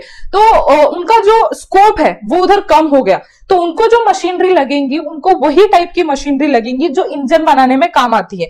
अब उनका स्कोप कम हुआ तो फिक्स कैपिटल रिक्वायरमेंट भी कम हो गया, क्योंकि उनको टायर बनाने वाली मशीन्स नहीं लगेंगी, उनको जो विंडो है वो बनाने वाली मशीन्स नहीं लगेंगी। तो आपको एक चीज समझ गया कि जितना ज्यादा आप अपने बिजनेस में स्कोप रखोगे बिजनेसेस का, आप सारी चीज खुद हैंडल करना चाहोगे, तो उधर ज्यादा फिक्स कैपिटल रिक्वायरमेंट बढ़ जाएगा, and vice versa. Now fourth point is extent of lease और रेंट। कुछ लोग क्या करते हैं, बहुत सारी मशीनरीज रेंट पे ले लेते हैं, लीज पे ले लेते हैं। लीज मतलब लॉन्ग पीरियड के लिए लेंट एग्रीमेंट, मतलब कि 99 ईयर्स के लिए, 50 ईयर्स के लिए मैंने कोई जो स्पेस है, कोई जो लैंड है वो मैंने रेंट पे ले लिया, तो उसको रेंट पे बुलाने के जगह हम उसको लीज बोलते हैं। Longer period of rent agreement को हम लीज बोला जाता है। तो ऐसे एग्रीमेंट, मतलब अगर आपने ऐसे एग्रीमेंट कर रखे हैं, रेंट एग्रीमेंट या लीज एग्रीमेंट कर रखे हैं रिगार्डिंग मशीन्स वगैरह, तो उधर आपका फिक्स कैपिटल का रिक्वायरमेंट कम हो जाता है, बिकॉज आपको वो खुद खरीदना नहीं पड़ता है, वो आपको रेंट पे मिल जाता है। जैसे एग्जांपल है, जैसे एक ऑप्शन है आप खुद का घर बना सकते हो, एक ऑप्शन है रेंट पे आप घर ले सकते हो। तो जब आप रेंट पे अपना घर लेते हो, है ना, रहने के लिए, तो वहां पे आपको फिक्स कैपिटल रिक्वायरमेंट ही नहीं होता, बिल्डिंग खरीदने की जरूरत ही नहीं होती, है ना, क्योंकि आपने रेंट पे ले रखा है। और ना अदर हैंड अगर आप खुद का बनाना चाहते हो, फ्लैट, है ना, घर वगैरह बनाना चाहते हो, तो उधर फिक्स कैपिटल रिक्वायरमेंट आपकी बढ़ जाती है। तो वही सारी चीजें इधर दी हुई है कि वैसे ही सेम एंटरप्रेन्योर ने अगर डिसाइड किया कि हमको जो असेट है वो लीज या रेंटल बेसिस पे चाहिए, तो उधर आपको फिक्स एसेट की रिक्वायरमेंट कम हो जाती है, एंड हेंस फिक्स कैपिटल नहीं लगता है। Now fifth one is arrangement of सब कॉन्ट्रैक्ट। अरेंजमेंट ऑफ सब कॉन्ट्रैक्ट मतलब क्या होता है, अभी ये आपको स्कोप ऑफ बिजनेस की तरह लगेगा बट ये अलग है स्कोप ऑफ बिजनेस से। जब आपके पास कोई काम आता है, जैसे फॉर एग्जांपल बिल्डिंग बनाने का काम आया है ना, तो आपने देखा होगा कि बहुत सारे कॉन्ट्रैक्टर क्या करते हैं कि जो फाउंडेशन लेवल का चीज होता है वो किसी और से बनवाते हैं, जो इंटीरियर डिजाइनिंग का काम होता है वो किसी और से करवाते हैं, पेंट का किसी और से करवाते हैं। उनका जो बेसिक काम होता है वो सारी चीजें अरेंज करके देना बाकी सब कॉन्ट्रैक्टर को ऐसा होता है। मतलब कोई कोई कॉन्ट्रैक्टर इस तरह से काम करता है और कोई कोई कॉन्ट्रैक्टर बोलता है नहीं मेरे ही लेबर्स रहेंगे, मेरा ही सामान रहेगा और मैं ही पूरा घर आपको बना के दूंगा। हर एक कॉन्ट्रैक्टर अपने अपने हिसाब से काम करता है। वैसे ही हर एक बिजनेसमैन अपने अपने हिसाब से काम करता है। उसका कभी कभी बिजनेसमैन बोलते हैं, एंटरप्रेन्योर बोलते हैं नहीं सब काम हम ही करेंगे। तो जब सब काम हम ही करेंगे, कॉन्ट्रैक्ट पे कुछ भी नहीं देंगे, तो सारी चीजें भी उनको ही लगने वाली है। फिक्स कैपिटल रिक्वायरमेंट हर एक टाइप की चीजें जो लगेंगी उनको ही लगेंगी। लेकिन अगर आप सब कॉन्ट्रैक्ट को ले रहे हो, है ना, आप कॉन्ट्रैक्टर से काम करवा रहे हो, तो जो चीज आप कॉन्ट्रैक्टर से करवा रहे हो, जो प्रोसेसेस आप पास कर रहे हो, आउटसोर्स कर रहे हो, उसकी मशीनरीज की नीड आपकी खत्म हो जाएगी। तो इसीलिए उधर आपका जो कैपिटल रिक्वायरमेंट है फिक्स कैपिटल वो मिनिमाइज हो जाएगा। Okay, now sixth one is acquisition of old asset. Acquisition of old asset में क्या हो जाएगा कि अगर आप ओल्ड असेट से खुश हो, जैसे इधर रेंटल बेसिस के फिक्स असेट से आप खुश थे, तो वैसे ही अगर आप इधर ओल्ड असेट से खुश हो, नए असेट नहीं आपको खरीदने हैं, वैसे ये एक बहुत बड़ा डीमेरिट है कि आप ओल्ड असेट से काम चला रहे हो, क्योंकि ओल्ड असेट जो रहते हैं वो डिग्रेडेड रहते हैं, वो मैनुअल बेस रहते हैं, सो प्रोसेस कर लेते हैं। जैसे आप एक नई गाड़ी खरीद रहे हो और आप एक सेकेंड हैंड कार खरीद रहे हो, तो दोनों में डिफरेंस तो होता है ना। वो उसका जो वर्जन होता है वो आउटडेटेड रहता है, उसके स्पेयर पार्ट नहीं मिलते हैं, तो बहुत सारी प्रॉब्लम आती है। तो ये भी ऐसा ही है। बट अगर आप उस चीज को इग्नोर करके अगर आप ये देखो कि ओल्ड असेट को खरीदने में कम पैसे लगते हैं एज कंपेयर टू नए असेट को, तो इसीलिए जब आप ओल्ड असेट को प्रेफर करते हो तो उधर फिक्स कैपिटल रिक्वायरमेंट आपका कम हो जाता है एज कंपेयर टू नए asset. Now seventh one is acquisition of asset on a concessional rate. देखो ये क्या होता है, कभी कभी जो गवर्नमेंट है वो सब्सिडीज प्रोवाइड करती है, अगर आपको पता है तो सब्सिडीज में क्या होता है, अगर कुछ आप ऐसा काम कर रहे हो जहां पे गवर्नमेंट ने सब्सिडी का ऑफर किया है, सब्सिडी देने का प्रॉमिस किया है, तो अगर आप फॉर एग्जांपल 1 करोड़ लगाते हो तो उधर गवर्नमेंट अगर बोलती है 50 लाख हमारी तरफ से होगा उस मशीन के रिगार्डिंग। जैसे जहां तक मुझे लेटेस्ट एग्जांपल याद है, सीरम इंस्टीट्यूट जिन्होंने वैक्सीन कोविड की वैक्सीन इन्वेंट की थी, तो उनको गवर्नमेंट ने बहुत सब्सिडीज दी थी। तो सब्सिडीज क्यों कि अगर आप मतलब आपको बहुत कम टाइम में ज्यादा से ज्यादा कोविड वैक्सीन बनाने हैं तो उसके लिए मशीनरीज लगेंगी, तो हम आपको पैसे देते हैं। तो इससे क्या हो गया, जो पैसा आप इन्वेस्ट करने वाले थे उस मशीन में वो पैसा आपको गवर्नमेंट की तरफ से आ गया। तो जहां भी कंसेशनल रेट चालू है, जहां भी आपको इंस्टॉलमेंट बेसिस पे मशीनरीज मिल रही हैं, तो वहां पे आपका जो फिक्स कैपिटल रिक्वायरमेंट है वो कम हो जाता है। जैसे इंस्टॉलमेंट बेसिस का अगर मैं आपको एग्जांपल दूं तो कहीं कहीं पे देखा होगा टीवी मोबाइल आपको ईएमआई बेसिस पे मिल रहा हो, है ना, इंस्टॉलमेंट बेसिस पे, तो कम कम पैसे देके आप उसको एट लास्ट ओनर बनते हो।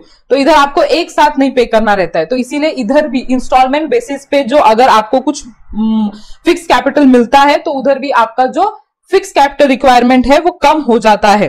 कंडीशन इससे कभी कभी आप ऑब्जेक्ट भी करोगे, मतलब बोलोगे मैम ऐसे कैसे, है ना, तो क्यों पहले पढ़ लेते हैं। इन्होंने क्या बोला है कि जब इंटरनेशनल कंडीशन बिगड़ने की संभावना होती है तो बहुत कंपनीज जो है वो लार्ज फंड इन्वेस्ट करती हैं फिक्स असेट पे, है ना, कि उससे पहले कि उधर शॉर्टेज ऑफ मटेरियल हो जाए। जैसे कि अगर आपको याद होगा जब कोविड खत्म हुआ था तो हम चाइना के गुड्स जो है वो बैन करने की बात कर रहे थे, लेकिन चाइना के जो प्रोडक्ट होते हैं आप मानो या ना मानो सस्ते होते हैं और अच्छे क्वालिटी के भी होते हैं। जितना हमको रिक्वायरमेंट होता है वो हमको फुलफिल करके दे देता है कि नहीं बात। तो बहुत सारी कंपनीज, जब ये न्यूज आया कि गवर्नमेंट शायद चाइना के गुड्स मशीन्स बैन कर देंगे, तो बहुत सारी कंपनीज ने तुरंत बहुत सारी चीजें तुरंत ऑर्डर कर दी कि ये न्यूज फाइनल होने से पहले एटलीस्ट मेरा मशीन आना चाहिए। मतलब कि कुछ बिगड़ने से पहले हम उस चीज को अपनी कंट्री में लेके आ जाए तो फिर फर्क नहीं पड़ता आगे क्या होगा।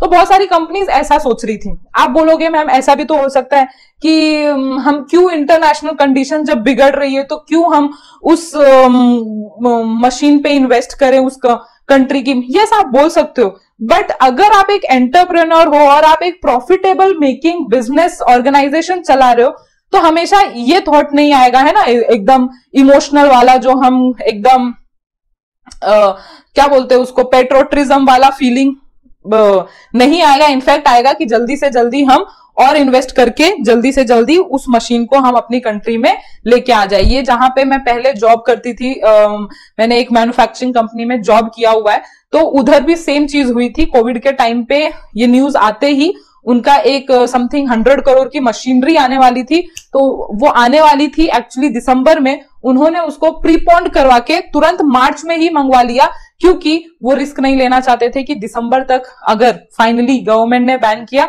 तो हमारा मशीन भी नहीं आ पाएगा, इससे अच्छा पहले ही मंगवा लो।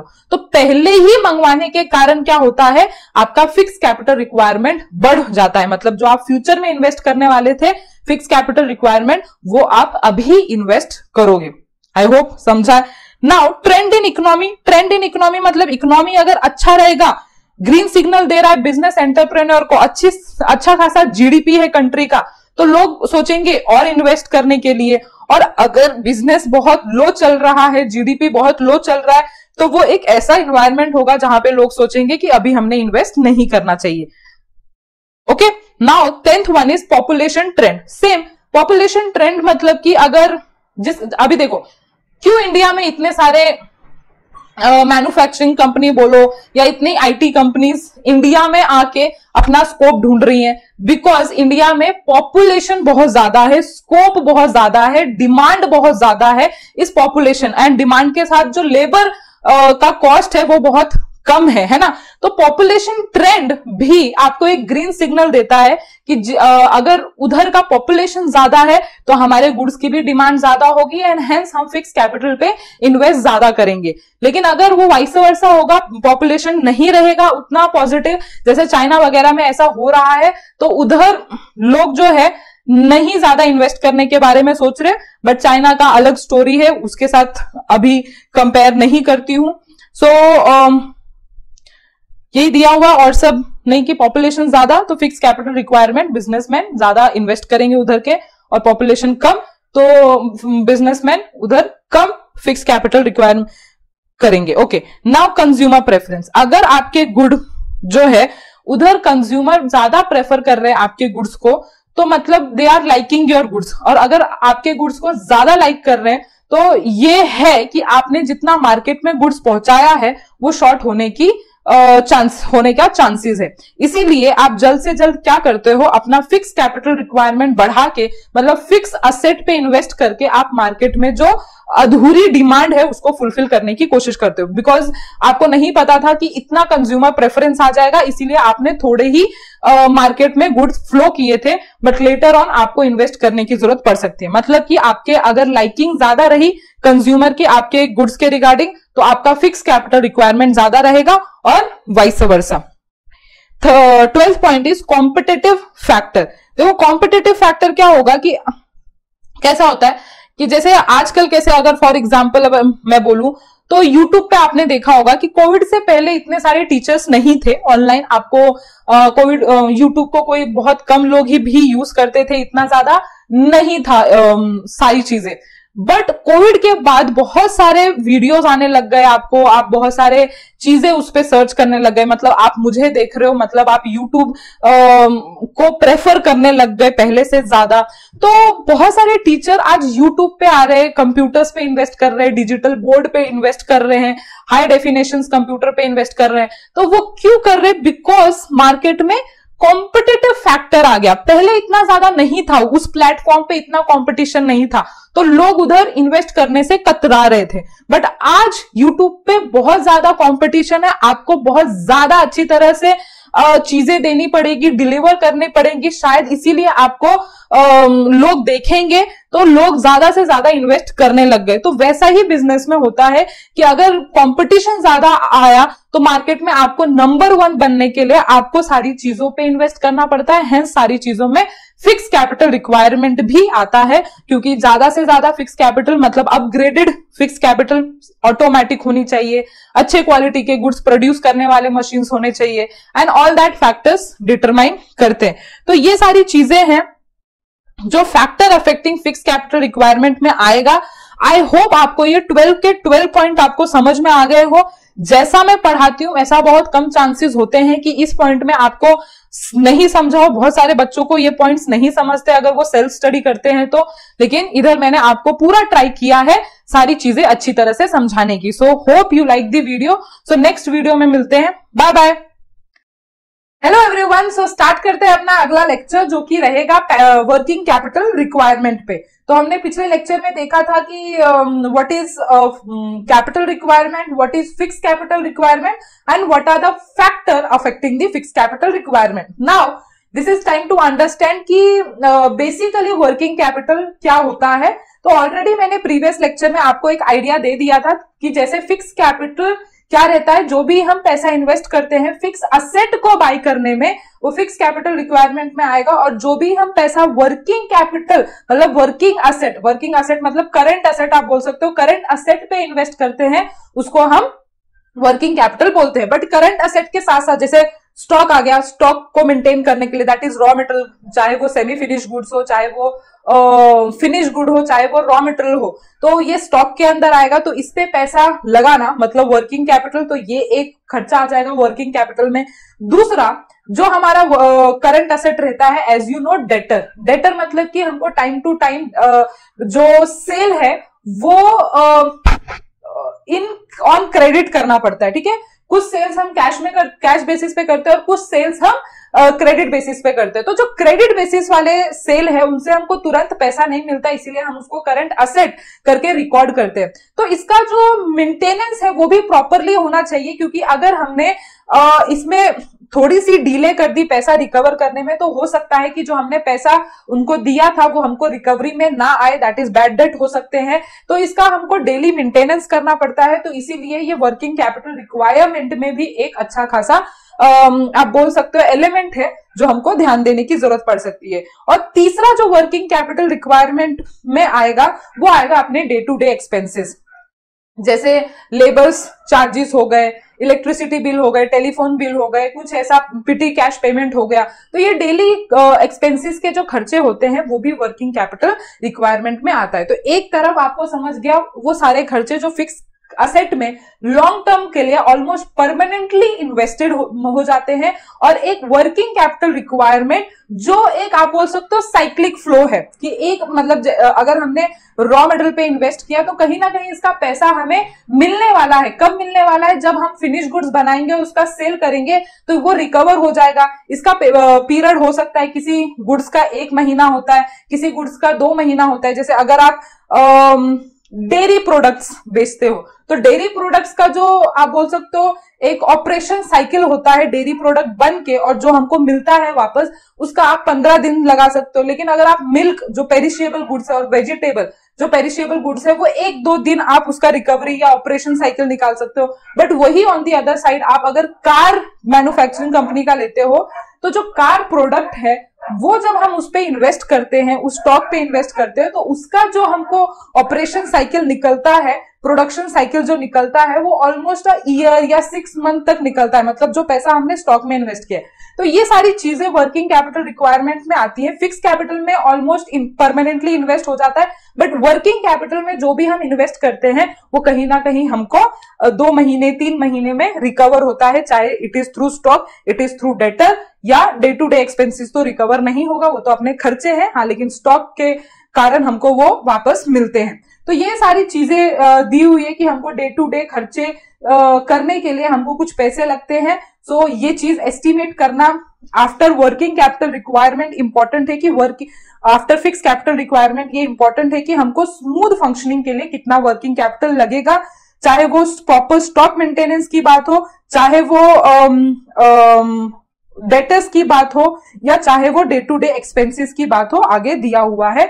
तो चाहे वो कभी कभार ऐसा होता है ना कि अचानक से कुछ खर्चे आ जाते हैं, तो वो भी वर्किंग कैपिटल में ही आएगा, जिसको डे टू डे एक्सपेंसेस को, जिसको हम इन शॉर्ट ओवरहेड्स भी बोलते हैं, जैसे कि एडवर्टाइजिंग हो गया, इंश्योरेंस हो गया, interest, legal fees, rent, repair, taxes, telephone bill, ये होते ही रहते हैं खर्चे, तो हमको वर्किंग कैपिटल में रखना पड़ता है। सो इधर दिया हुआ है कि हम को ब्रॉड कैटेगरी में कौन कौन से वर्किंग कैपिटल लगते हैं। अब ये जो पैराग्राफ है, इसमें एक छोटी सी बात दी हुई है कि कुछ लोग जो वर्किंग कैपिटल को कैलकुलेट करते हैं, वो करते हैं current asset minus current liability on the basis of Gerstenberg, एक ऑथर है, उन्होंने वर्किंग कैपिटल को जब कैलकुलेट करते हैं, वो नेट वर्किंग कैपिटल उसको बोलते हैं, और वो हमेशा बोलते हैं कि current asset minus current liability हमने वर्किंग कैपिटल कैलकुलेट करना चाहिए। It is always excess of current asset over current liability. But दूसरी साइड जेएस मिल जो है वो बोलते हैं कि हम वर्किंग कैपिटल को सम ऑफ करंट असेट लेते हैं, मतलब कि इधर करंट लाइबिलिटी का जो पोर्शन है वो नहीं आएगा और ये हमारा वर्किंग कैपिटल बनेगा। ये एक व्यू पॉइंट दिया हुआ है, आपको एग्जाम में जिस तरह से पूछा जाएगा उस तरह से ही आपको लिखना है। मोस्टली जो फॉलो होता है आपके अकाउंट्स वगैरह में, it is the excess of current asset over current liability, जो गेरेस्टेनबर्ग के हिसाब से दिया हुआ है। ठीक है, तो आप दो वर्किंग कैपिटल के फॉर्मूला है, one is current asset minus current liability according to Gerstenberg, और जेएस मिल के according sum total of current asset. दोनों सही है, जिस हिसाब से आपको पूछा जाए, जिस ऑथर के हिसाब से, उस ऑथर के हिसाब से आपको आंसर देना पड़ेगा। नाउ अब नेक्स्ट टॉपिक जो हम पढ़ेंगे, it is factor affecting the working capital requirement. जैसे हमने फिक्स कैपिटल रिक्वायरमेंट का पढ़ा था कि व्हाट आर द फैक्टर्स जो अफेक्ट करते हैं आपके फिक्स कैपिटल रिक्वायरमेंट को, सेम वे हम इधर पढ़ेंगे वर्किंग कैपिटल को लेके। नाउ जैसे मैंने आपको बोला इन फिक्स कैपिटल रिक्वायरमेंट, कुछ कंपनी मैन्युफैक्चरिंग टाइप की कंपनीज होती हैं, कुछ कंपनी डेली कंजम्पशन टाइप की कंपनीज है ना, मतलब मैन्युफैक्चरिंग में कुछ डेली कंजम्पशन बनाती है और कुछ लॉन्ग टर्म वाले गुड्स बनाती हैं। वैसे ही आपने पब्लिक यूटिलिटी पढ़ा हुआ है फिक्स, तो वैसे ही हम छोटा छोटा इधर कवर करेंगे धीरे धीरे। तो मुझे बोलो, आप ही दिमाग लगाओ, अगर मैं डेली कंजम्पशन के गुड्स मैन्युफैक्चर कर रही हूँ, डेली कंजम्पशन मतलब जैसे हो गया डेयरी प्रोडक्ट्स, ठीक है, यही मेरे दिमाग में एग्जांपल आ गया, डेयरी प्रोडक्ट्स जो जैसे बटर हो गया, दही हो गया, ये कैसे डेली कंजम्पशन वाली चीजें होती हैं। तो अगर ऐसी चीजें अगर आप प्रोड्यूस कर रहे हो, तो उसका वर्किंग कैपिटल रिक्वायरमेंट थोड़ा समझ के बोलना कि वर्किंग कैपिटल रिक्वायरमेंट बढ़ जाएगा या कम हो जाएगा, बढ़ जाएगा या कम हो जाएगा। ऑफकोर्स उसका कम हो जाएगा, क्योंकि उसमें जो आपको पैसा मिलता रहेगा डेटर से, वो तुरंत मिलते रहेगा, आपको कोई स्टॉक मेंटेन करने की जरूरत नहीं है। देखो वर्किंग कैपिटल मतलब क्या है ना, वर्किंग कैपिटल मतलब क्या, आपका करंट असेट में स्टॉक आता है, डेटर आता है एंड डे टू डे खर्चे आते हैं। अगर इसको ऐड करते हो तो वर्किंग कैपिटल। अब आप दिमाग लगाओ, जो डेली कंजम्पशन की चीजें रहती हैं उनको हमको स्टॉक मेंटेन करने की जरूरत है। हमको ये पता है कि आज अगर हमने प्रोड्यूस कर दिया और परसों जाके नहीं बिका तो वो खराब हो जाएगा, इसीलिए ऑन वो कंज्यूमर डिमांड बनाया जाता है। और जब वो कंज्यूमर डिमांड पे बनाया जाता है तो हमको तुरंत पैसा इन रिटर्न मिल जाता है, मतलब इधर डेटर में भी इन्वेस्टेड नहीं रहा पैसा ना हमको, मतलब कि डेली कंजम्पशन की चीजों में भी क्रेडिट पे सेल होना बहुत ही रेयर होता है। आप खुद ही देख लो, मिल्क वगैरह ये सारी चीजें जो होती हैं वो क्रेडिट पे बहुत कम, ऑन दी स्पॉट आपको रिटेल में जाके वो मिल्क का पैकेट एंड आपको कैश देना पड़ता है। तो ये सारी चीजें जो इधर डेटर भी कम रहते हैं और डे टू डे एक्सपेंसेस होते हैं, लेकिन एज कंपेयर टू जो बड़ी बड़ी कार मैन्युफैक्चरिंग अगर आप बोलो उससे तो बहुत कम होती है।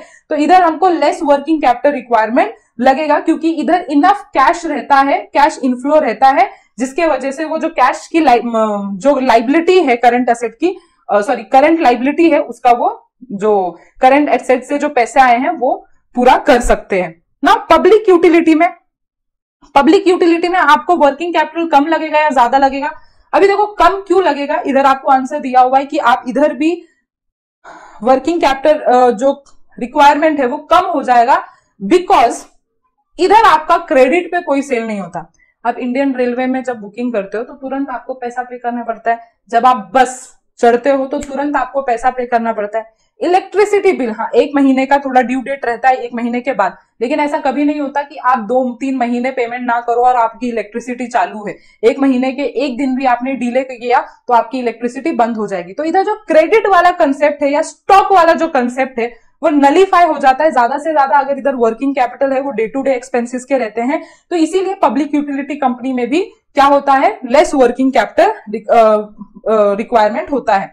नाउ ऑन अ कॉन्ट्री, ऊपर आपने जैसे डेली कंजम्पशन की चीजें देखी, अब आप वही इमेजिन करो लग्जीरियस प्रोडक्ट। अभी लग्जीरियस प्रोडक्ट में जैसे गोल्ड हो गया, कार हो गया, जैसे जो बड़े बड़े लोग यूज करते हैं, या जब हमारे पास बहुत ज्यादा पैसा होता है तब हम इन्वेस्ट करने का सोचते हैं। तो जब ऐसी कंपनी जो लग्जीरियस प्रोडक्ट प्रोवाइड कर रही है तो उसमें ऑफकोर्स उनको वर्किंग कैपिटल ज्यादा अटक जाता है, क्योंकि उनको वो जैसे कार हो गया, जैसे गोल्ड हो गया है ना, गोल्ड के ज्वेलरी शॉप में हम जाते हैं तो उनको बहुत सारी वेराइटीज रखनी पड़ती है अच्छी अच्छी, ताकि वो कस्टमर को दिखा पाए, तो उधर वर्किंग कैपिटल उनको ज्यादा ही मेंटेन करना पड़ता है। और अगर मैं आपको ट्रेडिंग, जैसे जो होलसेलर हो गए, रिटेलर हो गए, ट्रेडिंग एंड मर्केंटाइज फर्म कौन होते हैं, जो होलसेलर एंड रिटेलर, जो मैन्युफैक्चर नहीं करते बट सिर्फ रीसेल का काम करते, मैन्युफैक्चर से लेके आगे रिटेल में बेचने का काम करते हैं। तो ऐसी कंपनीज को भी वर्किंग कैपिटल रिक्वायरमेंट जो है वो बढ़ जाता है। क्यों बढ़ जाता है? उनका एक रीजन है बढ़ने का, क्योंकि उनको बिग इन्वेंट्री रखना पड़ता है। जैसे लग्जीरियस में उनको एक इन्वेंट्री रखना पड़ता है, हाई कॉस्ट का भी रहता है और उनको इन्वेंट्री मेंटेन करके रखना पड़ता है। वैसे ही जो होलसेलर्स होते हैं उनको भी, होलसेलर या रिटेलर, उनको बिग इन्वेंट्री रखना पड़ता है मार्केट की नीड को फुलफिल करने के लिए, और प्लस उनको क्रेडिट पे कस्टमर को फंड्स मतलब गुड्स देने पड़ते हैं, इसलिए इधर का वर्किंग कैपिटल रिक्वायरमेंट बढ़ गया। सो ये था सबसे बड़ा जो टॉपिक मैं बोल सकती हूँ वर्किंग कैपिटल रिक्वायरमेंट में। बाकी जो टॉपिक आने वाला है वो इजी आने वाला है, थोड़ा सा समझना पड़ेगा, बट एक बार ये आप पढ़ लो, समझ लो मेरे समझाने के बाद, और इसमें अगर कुछ डाउट है तो आपको क्या करना है, कमेंट सेक्शन में लिखना है। ओके, सो आई होप आप लोगों ने उतना पढ़ लिया है और कोई डाउट नहीं है। थोड़ा सा लॉजिकली अगर आप पढ़ोगे वर्किंग कैपिटल में, थोड़ा सा टफनेस लोग बच्चे जो है उल्टा सुल्टा कर देते हैं, लेकिन अगर आप लॉजिकली पढ़ोगे तो गलत होने के चांसेस कम हो जाते हैं ना। अभी साइज ऑफ बिजनेस, जैसे आपने फिक्स कैपिटल में पढ़ा था, जैसा साइज होगा वैसा ही फिक्स कैपिटल रिक्वायरमेंट बढ़ेगा।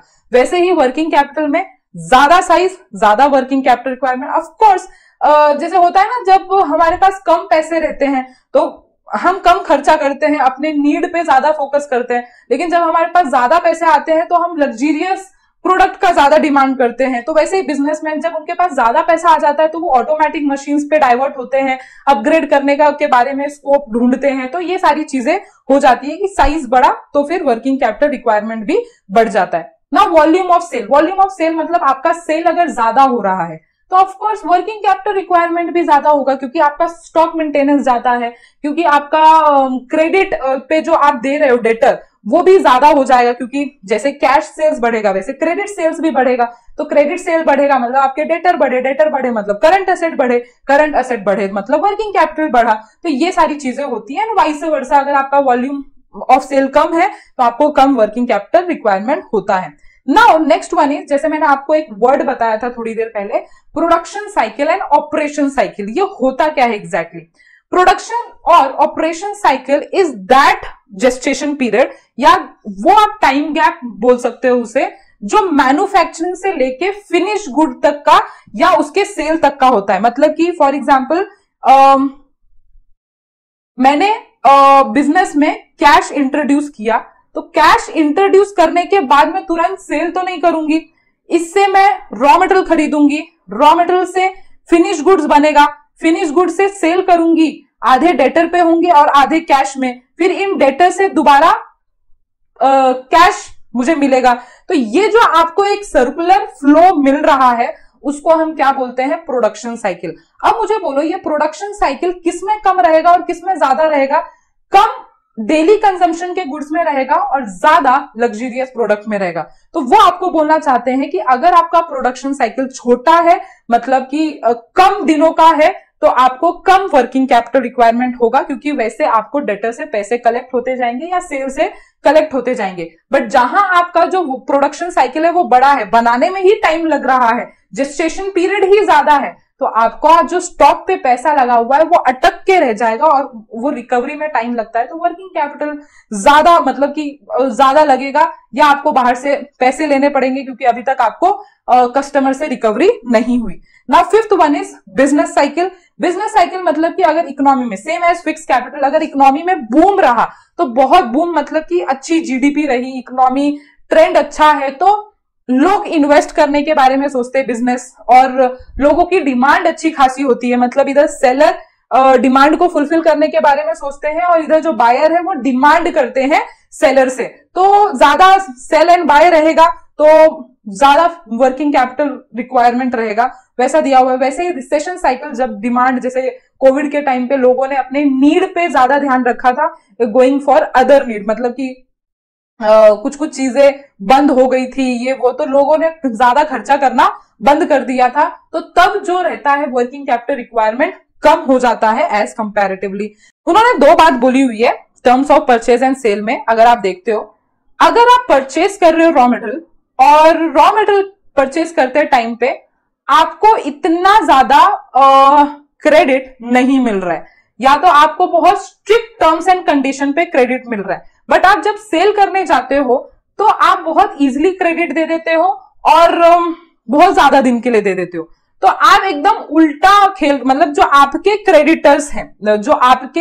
क्रेडिटर्स हैं, आप उन्होंने आपको बहुत स्ट्रिक्ट रख रखा है, बट आप जिनके क्रेडिटर हो उन्होंने मतलब जिनके आप मतलब सामने वाला डेटर ने आपको बहुत लीनियंट ले रखा है, तो ये जो मिक्सचर होता है वो बहुत खतरनाक होता है, क्योंकि आपको आपका क्रेडिटर तो उधारी नहीं दे रहा है, बट आप एज अ क्रेडिटर दूसरों को जो अपने डेटर्स है उनको आप उधारी दे रहे हो, तो उससे क्या होता है आपके वर्किंग कैपिटल की जो रिक्वायरमेंट है वो ज्यादा हो जाती है, मतलब आपको क्रेडिट तो मिल नहीं रहा बट आप क्रेडिट दे रहे हो गया, मतलब ये 1 + 1 2 हो गया, मतलब आप ऑलरेडी खतरे में हो और उस पर और आपने आपको क्रेडिट कोई नहीं दे रहा तो और आप खतरे में आ जाते हो, इसीलिए इधर वर्किंग कैपिटल रिक्वायरमेंट बढ़ जाती है, ऐसा बोलते हैं। Okay, so on the other hand if the credit term are favourable, अगर आपको अच्छे से क्रेडिट मिल रहा है और सेल का भी आप अच्छे से ध्यान रख रहे हो उसके क्रेडिट का, तो उधर आपकी जो रिक्वायरमेंट है वो कम हो जाएगी, the working capital requirement will be reduce. Okay,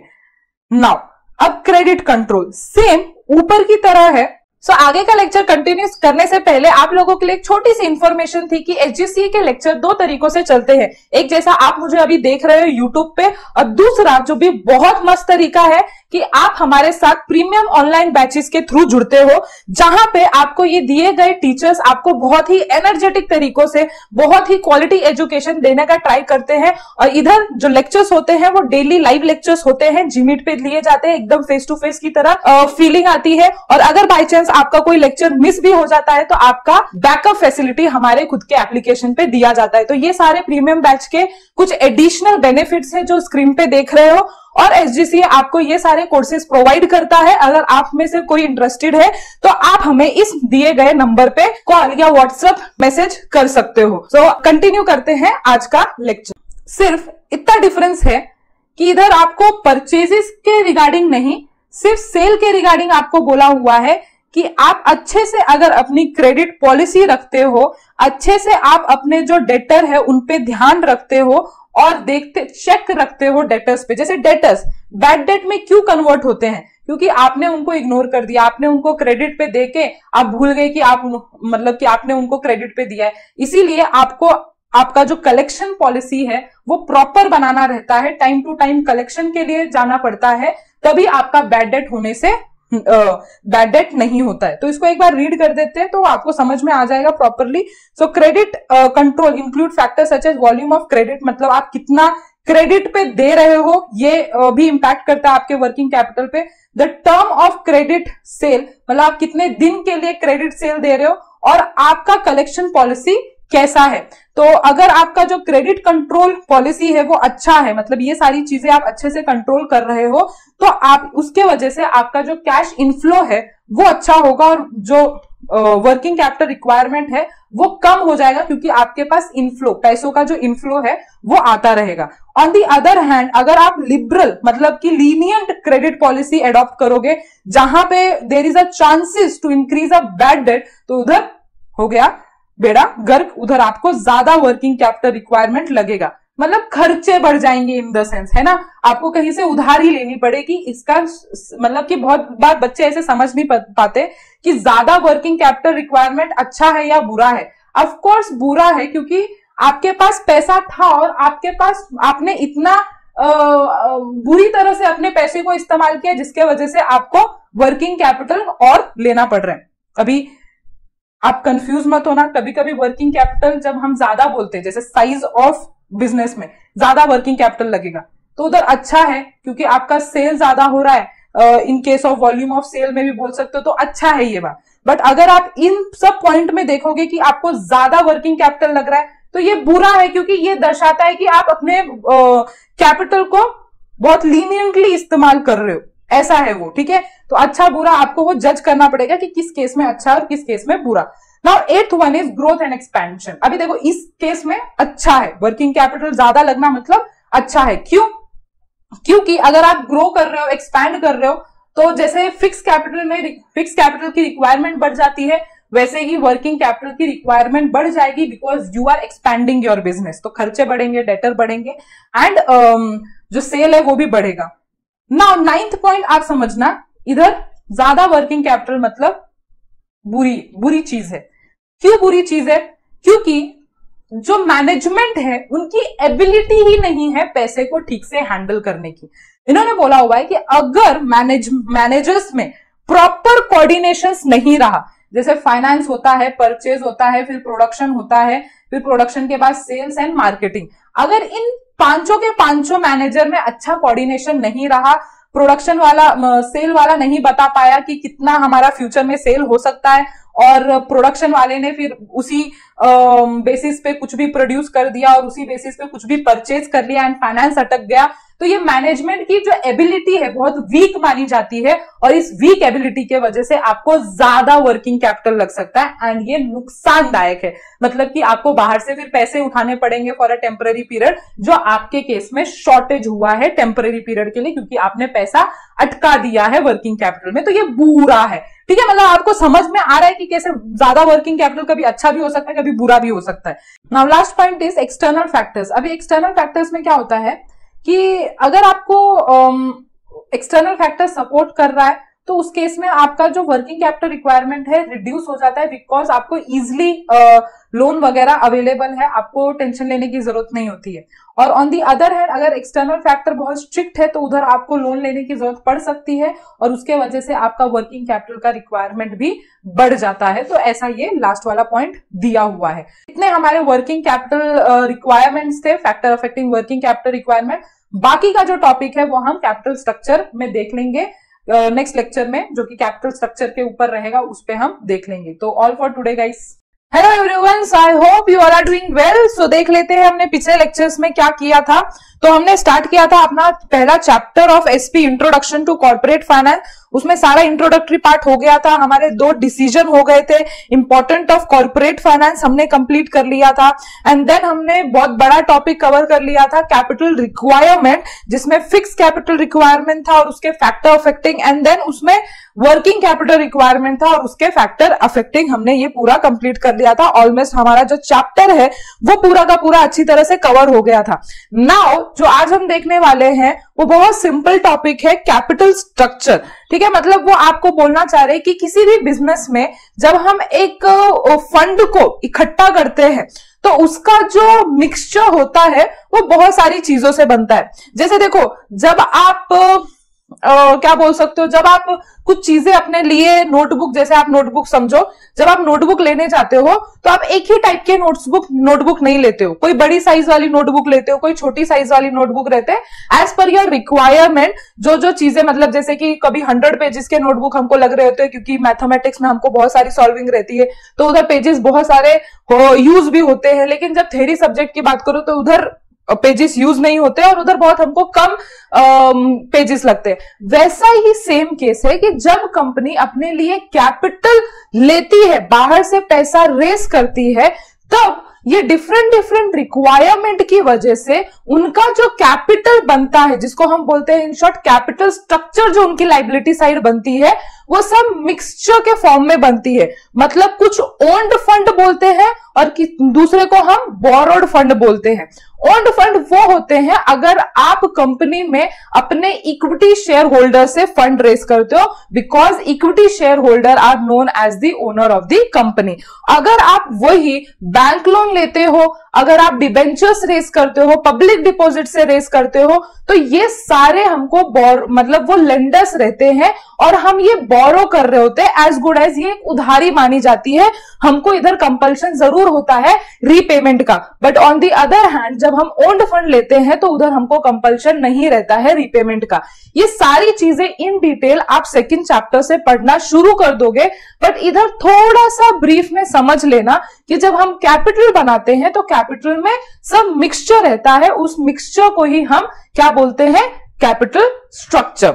okay, तो देखो उन्होंने बोला हुआ है कि जब हम फंड रेस करते हैं तो कुछ ओन्ड कैपिटल रहते हैं और कुछ बोरोड कैपिटल रहते हैं। ओन्ड कैपिटल में equity share capital, preference share capital and reserve surplus आता है। याद रखना ओन्ड कैपिटल में कौन से तीन आते हैं, equity share capital, preference share and retained earning, ये तीन ओन्ड फंड में आएंगे। आगे फिर बोरोड फंड में कौन से आएंगे या बोरोड सोर्सेज में कौन से आएंगे, जो भी इन तीनों को छोड़ के फंड्स रहते हैं वो बोरोड फंड में आएंगे, जैसे डिबेंचर, पब्लिक डिपॉजिट्स, बॉन्ड्स बोल सकते हो आप, बहुत सारे बैंक लोन, ये सारे। अब जब हम इनका कॉम्बिनेशन करते हैं, इन दोनों को साथ में लेके आते हैं, it is nothing but a capital structure. मतलब ये एक मिक्सचर बना रहे जिसका दूसरा नाम हम सिक्योरिटी मिक्स भी बोलते हैं। सिक्योरिटी मतलब any kind of financial instrument, जो ऊपर हमने पढ़ा उसको हम सिक्योरिटीज बोलते हैं इन कॉमन सेंस। देखो उन्होंने क्या बोला है, capital structure means mix up of various sources of fund in a desired portion. मतलब कि हमको कुछ कैपिटल, जैसे जहां पे जैसे इक्विटी शेयर्स में कैसा होता है, हम क्यों रेस करते हैं, बिकॉज उधर कंपनी के लिए रिस्क बहुत कम होता है। बट हम डिबेंचर्स क्यों रेस करते हैं, बिकॉज उधर हमको ओनरशिप नहीं देनी पड़ती है बट रिस्क बहुत ज्यादा होता है। तो ऐसी ही चीज एनालिसिस करके उसके प्लस एंड माइनस जुटा के कि हम किधर सेफ रहेंगे, क्या हम अपना ओनरशिप शेयर करने के लिए तैयार हैं या क्या हम ज्यादा रिस्क बेयर करने के लिए तैयार है। तो कंपनी के अलग अलग कंपनी, नेचर ऑफ कंपनी या साइज ऑफ कंपनी पे ये भी वेरी करता है। तो उसके ही बेसिस पे ये जो कैपिटल स्ट्रक्चर है वो हर एक कंपनी का या हर एक कॉर्पोरेट ऑर्गेनाइजेशन का अलग अलग बन के आता है। तो to decide capital structure means to decide upon the ratio of different type of capital. मतलब कैपिटल स्ट्रक्चर को डिसाइड करना मतलब कि आप कौन से फंड कितने रेशो में लेने वाले हो, उसको ही हम कैपिटल स्ट्रक्चर इधर बोलते हैं। तो इधर दो ऑथर के हिसाब से इधर कैपिटल स्ट्रक्चर दिया हुआ है। आरएस वेसल के हिसाब से पढ़ेंगे हम, the long term source of fund employed in the business enterprise. अगर आप किसी भी बिजनेस का बैलेंस शीट बनाओगे तो बैलेंस शीट में आप इधर लाइबिलिटीज देखते हो और लाइबिलिटीज में सबसे पहला इधर जो आप देखते हो उसमें इक्विटी शेयर्स, डिबेंचर्स, ये सब आते हैं। तो उन्होंने नथिंग बट कैपिटल स्ट्रक्चर को सिंपली बोला हुआ है। हमारे लिए कैपिटल स्ट्रक्चर कुछ भी नहीं, जो आपने लॉन्ग टर्म फंड लिए हुए हैं उसी को हम कैपिटल स्ट्रक्चर बोल रहे हैं। मतलब ये जो भी लाइबिलिटी साइड आपका अपर साइड में आ रहा है, मतलब क्योंकि फिक्स, जैसे ना क्या फिक्स एसेट आप ऊपर लिखते हो, करंट एसेट आप नीचे लिखते हो, वैसे ही आप लॉन्ग टर्म लोन्स जो रहते हैं वो आप ऊपर लिखोगे और जो करंट लाइबिलिटीज रहते हैं वो नीचे लिखते हो। तो उन्होंने बोला है जो लॉन्ग टर्म फंड्स है जो एंटरप्राइज ने लिया हुआ है उसी को हम क्या बोलते हैं, कैपिटल स्ट्रक्चर। ओके, और जॉन हेम्पटन के हिसाब से क्या है, a firm capital structure is a relation between debt and equity security that makes up a firm financing of its asset. अब ये हम लॉन्ग टर्म जो लोन लेते हैं, लॉन्ग टर्म फंड जो हम रेस करते हैं वो किस लिए लेते हैं, लॉन्ग टर्म फंड्स इसलिए लिया जाता है टू फंड फिक्स असेट। जो हमारे लॉन्ग टर्म असेट होते हैं उसको फंडिंग प्रोवाइड करने के लिए हमको लॉन्ग टर्म फंड लेना पड़ता है। तो उन्होंने सिंपल भाषा में बोला हुआ है कि आप जब भी डेट एंड इक्विटी जो मार्केट से रेस करते हो उसका मिक्सचर बनाते हो, किसके लिए, टू फाइनेंस इस असेट, उसको हम कैपिटल स्ट्रक्चर बोलते हैं। आई होप आपको इतना समझ में आ रहा होगा, इतना डिफिकल्ट नहीं है पहला चैप्टर। अगर आप आगे के चैप्टर धीरे धीरे पढ़ लेते हो तो ये वाला चैप्टर आपको बहुत इजी लगने लग जाएगा। अभी थोड़ा सा आप नए नए हो, इक्विटी शेयर्स, डिबेंचर, ये बहुत नया नया आ रहा है। तो लग रहा होगा थोड़ा। अभी देखो इधर हम शॉर्ट में पढ़ने वाले कि इक्विटी शेयर कैपिटल क्या होता है, प्रेफरेंस शेयर कैपिटल क्या होता है।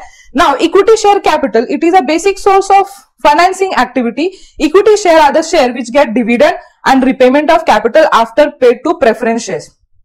अभी के लिए याद रखो सिंपल कि इक्विटी शेयर कैपिटल वो फंड रहते हैं, वो कैपिटल रहता है जिसको सबसे लास्ट में प्रायोरिटी मिलती है जब भी रिपेमेंट ऑफ कैपिटल की बात हो या रिपेमेंट ऑफ रिटर्न की बात हो। मतलब लाइन में सबसे लास्ट में खड़े रहेंगे। सबसे पहले हम सारे लेंडर्स को इंटरेस्ट दे देंगे, है ना, जिनसे हमने बोरो किया है, फिर हम प्रेफरेंस शेयर्स को देंगे, फिर हम कंपनी के सेविंग्स के बारे में सोचेंगे, एंड देन कुछ बचता है तो हम इक्विटी शेयर होल्डर्स को देते हैं। तो इसीलिए उन्होंने बोला है कि ये ऐसे लोग होते हैं जो कंपनी के अल्टीमेट रिस्क बेयर करते हैं। मतलब कि लॉस हुआ तो मतलब इनका लॉस फिक्स है, और प्रॉफिट हुआ तो इनको दे भी सकते नहीं भी दे सकते। तो ये मतलब कि और मोस्टली क्यों लोग इक्विटी शेयर में इन्वेस्ट करते हैं, क्योंकि इधर प्रॉफिट हुआ तो भी बहुत ज्यादा चांसेस होते, क्योंकि जहां पे रिस्क है वहां पे रिस्क नहीं है। हाँ, हमने पढ़ा है, वो देखा है हमने सीरीज, पर जहां पे रिस्क होता है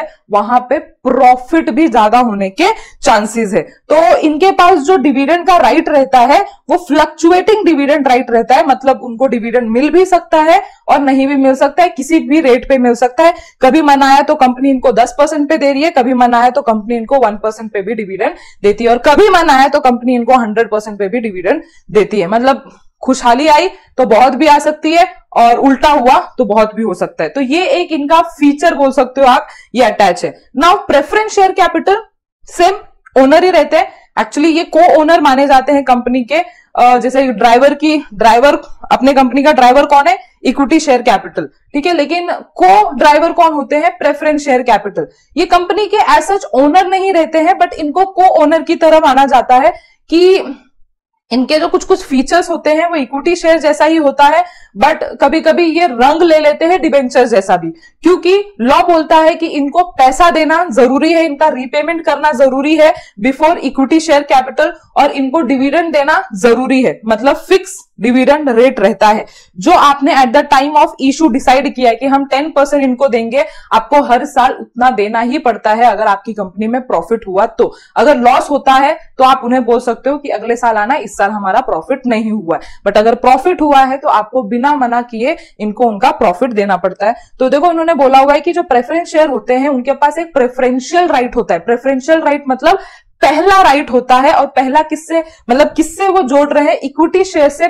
पहला राइट किसका बनेगा, रिपेमेंट ऑफ कैपिटल, या आप रिपेमेंट ऑफ रिटर्न की बात करोगे तो प्रेफरेंस शेयर होल्डर्स का बनता है। सो यही सारी चीजें हैं। लास्ट में जो इंपॉर्टेंट चीज है कि इनका डिविडेंड रेट जो रहता है वो फिक्स रेट पे रहता है। आई होप आपको ये दोनों जो शेयर होल्डर्स है या शेयर कैपिटल है ये आपको अच्छी तरह से समझ गया हो। Now next one is retained earning. अभी ये रिटेन्ड अर्निंग मतलब नथिंग, जो कंपनी जब प्रॉफिट होती है और थोड़ा सा एक्यूमुलेट करके रखती है। मतलब जैसे फॉर एग्जांपल कंपनी का प्रॉफिट हुआ 100 करोड़, तो ये पूरा का पूरा 100 करोड़ ये नहीं, मतलब सारे जो भी फिक्स लाइबिलिटीज है वो पे करने के बाद फॉर एग्जांपल 100 करोड़ का प्रॉफिट दिख रहा है, तो 100 करोड़ पूरा का पूरा इक्विटी शेयर होल्डर्स को नहीं बांटा जाता है कि चलो ये जो भी फिक्स लाइबिलिटी थी वो पे करके अब सब बांट देते, नहीं। उसमें कुछ प्रॉफिट प्लाउ बैक किए जाते हैं। जैसे फॉर एग्जांपल 50 करोड़ जो है वो हमने अपने ही कंपनी में फ्यूचर कॉन्टिजेंसीज के लिए, फ्यूचर नीड के लिए कंपनी में ही रखा जाता है, जिसका दूसरा नाम है रिजर्व एंड सरप्लस।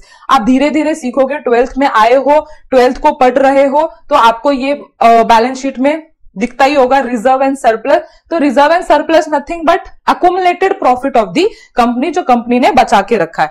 नाउ आगे का लेक्चर कंटिन्यू करने से पहले आप लोगों के लिए एक छोटी सी इंफॉर्मेशन थी कि एचजीसीए के लेक्चर दो तरीकों से चलते हैं। एक जैसा आप मुझे अभी देख रहे हो यूट्यूब पे, और दूसरा जो भी बहुत मस्त तरीका है कि आप हमारे साथ प्रीमियम ऑनलाइन बैचेस के थ्रू जुड़ते हो, जहां पे आपको ये दिए गए टीचर्स आपको बहुत ही एनर्जेटिक तरीकों से बहुत ही क्वालिटी एजुकेशन देने का ट्राई करते हैं। और इधर जो लेक्चर्स होते हैं वो डेली लाइव लेक्चर्स होते हैं, जीमीट पे लिए जाते हैं, एकदम फेस टू फेस की तरह फीलिंग आती है। और अगर बाई चांस आपका कोई लेक्चर मिस भी हो जाता है तो आपका बैकअप फैसिलिटी हमारे खुद के एप्लीकेशन पे दिया जाता है। तो ये सारे प्रीमियम बैच के कुछ एडिशनल बेनिफिट्स हैं जो स्क्रीन पे देख रहे हो। और SGCA आपको ये सारे कोर्सेज प्रोवाइड करता है। अगर आप में से कोई इंटरेस्टेड है तो आप हमें इस दिए गए नंबर पे कॉल या व्हाट्सएप मैसेज कर सकते हो। सो कंटिन्यू करते हैं आज का लेक्चर।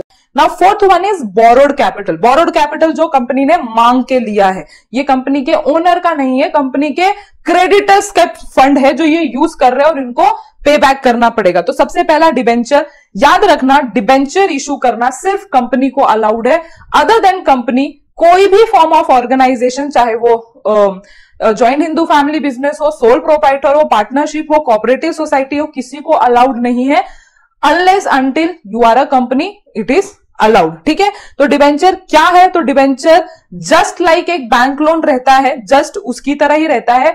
बट बैंक लोन क्या रहता है? बैंक से मांगी हुई उधारी।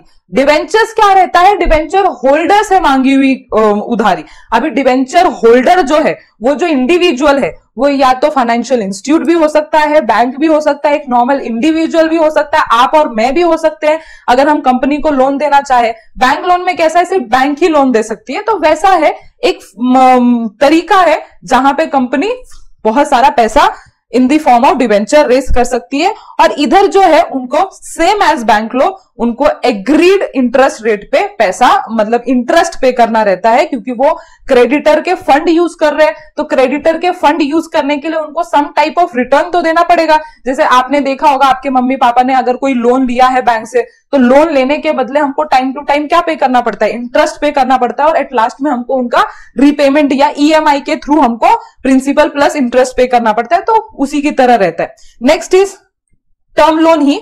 टर्म लोन मतलब आप उसे बैंक लोन बोल सकते हो, कि जहां पे हम बैंक से या अदर फाइनेंशियल इंस्टीट्यूट पे फिक्स रेट ऑफ इंटरेस्ट पे पैसे रेस करते हैं, because we are short of money. तो हम बैंक के पास जाते हैं कि हमको पैसा दे दो, एंड इसमें हमको इंटरेस्ट पे करना पड़ता है। ये सिर्फ bank and financial institute he provide कर सकता है। तो ये आप बैलेंस शीट देख रहे हो जो मैंने आपके साथ डिस्कस किया था। ये जो आप देख रहे हो ना, ये पूरा का पूरा, ठीक है, इधर, ठीक है, इधर तक ये है अपना कैपिटल स्ट्रक्चर। ठीक है, मतलब 1 लाख का उन्होंने इक्विटी शेयर रेस किया, 5 लाख का उन्होंने preference share, reserve and surplus 50,000 and debentures is 1 lakh. तो मतलब कि अगर आप इधर उन्होंने दिया हुआ है कैलकुलेशन कि कैपिटल स्ट्रक्चर क्या कितना है इनका, तो ये पूरा टोटल जो उनका लॉन्ग टर्म जो कैपिटल स्ट्रक्चर है, मतलब लॉन्ग टर्म फंड है, तो लॉन्ग टर्म फंड कौन से हैं, ये सारी चीजें, तो उनका कैपिटल स्ट्रक्चर कितना निकल के आता है? 7,50,000, जो कि मैंने आपको ऊपर बताया था कि बैलेंस शीट में जो भी हमारा लाइबिलिटी साइड, जो भी लॉन्ग टर्म फंड होते हैं, उसको हम कैपिटल स्ट्रक्चर बोलते हैं। Last is distinguish between and fix capital और वर्किंग कैपिटल का आपको डिस्टिंग्विश बिटवीन दिया हुआ है। आई डोंट थिंक सो इसमें आपको प्रॉब्लम आएगी। मैं यूजुअली जो डिस्टिंग्विश बिटवीन है वो मैं सेल्फ रीडिंग के लिए देती हूं, ताकि आप लोग ये पूरी चैप्टर जो है उसका एनालिसिस करके आप डिस्टिंग्विश बिटवीन खुद से सम अप करो। तो आई होप आप ये सब कर पाओगे, क्योंकि जो पूरा चैप्टर है वो मैंने बहुत अच्छी तरह से आपको समझा दिया है। तो आई होप आपको ये पूरा चैप्टर अच्छा लगा हो। मिलते हैं नेक्स्ट लेक्चर में। Bye bye. अगर आपको ये वीडियो पसंद आया हो तो जरूर लाइक करना, कंटिन्यूस नोटिफिकेशन के लिए सब्सक्राइब कर लेना इस चैनल को, और मैक्सिमम फ्रेंड्स को शेयर करना। और अगर आपको कुछ बातें अच्छी लगी हो, कुछ बातें आपको सजेस्ट करनी हो, तो जरूर कमेंट करना। ये हमारे कुछ सोशल मीडिया अकाउंट्स है जहां पे आप हमारे साथ और जुड़ सकते हो, सो जरूर फॉलो करना। So bye bye, see you in next lecture.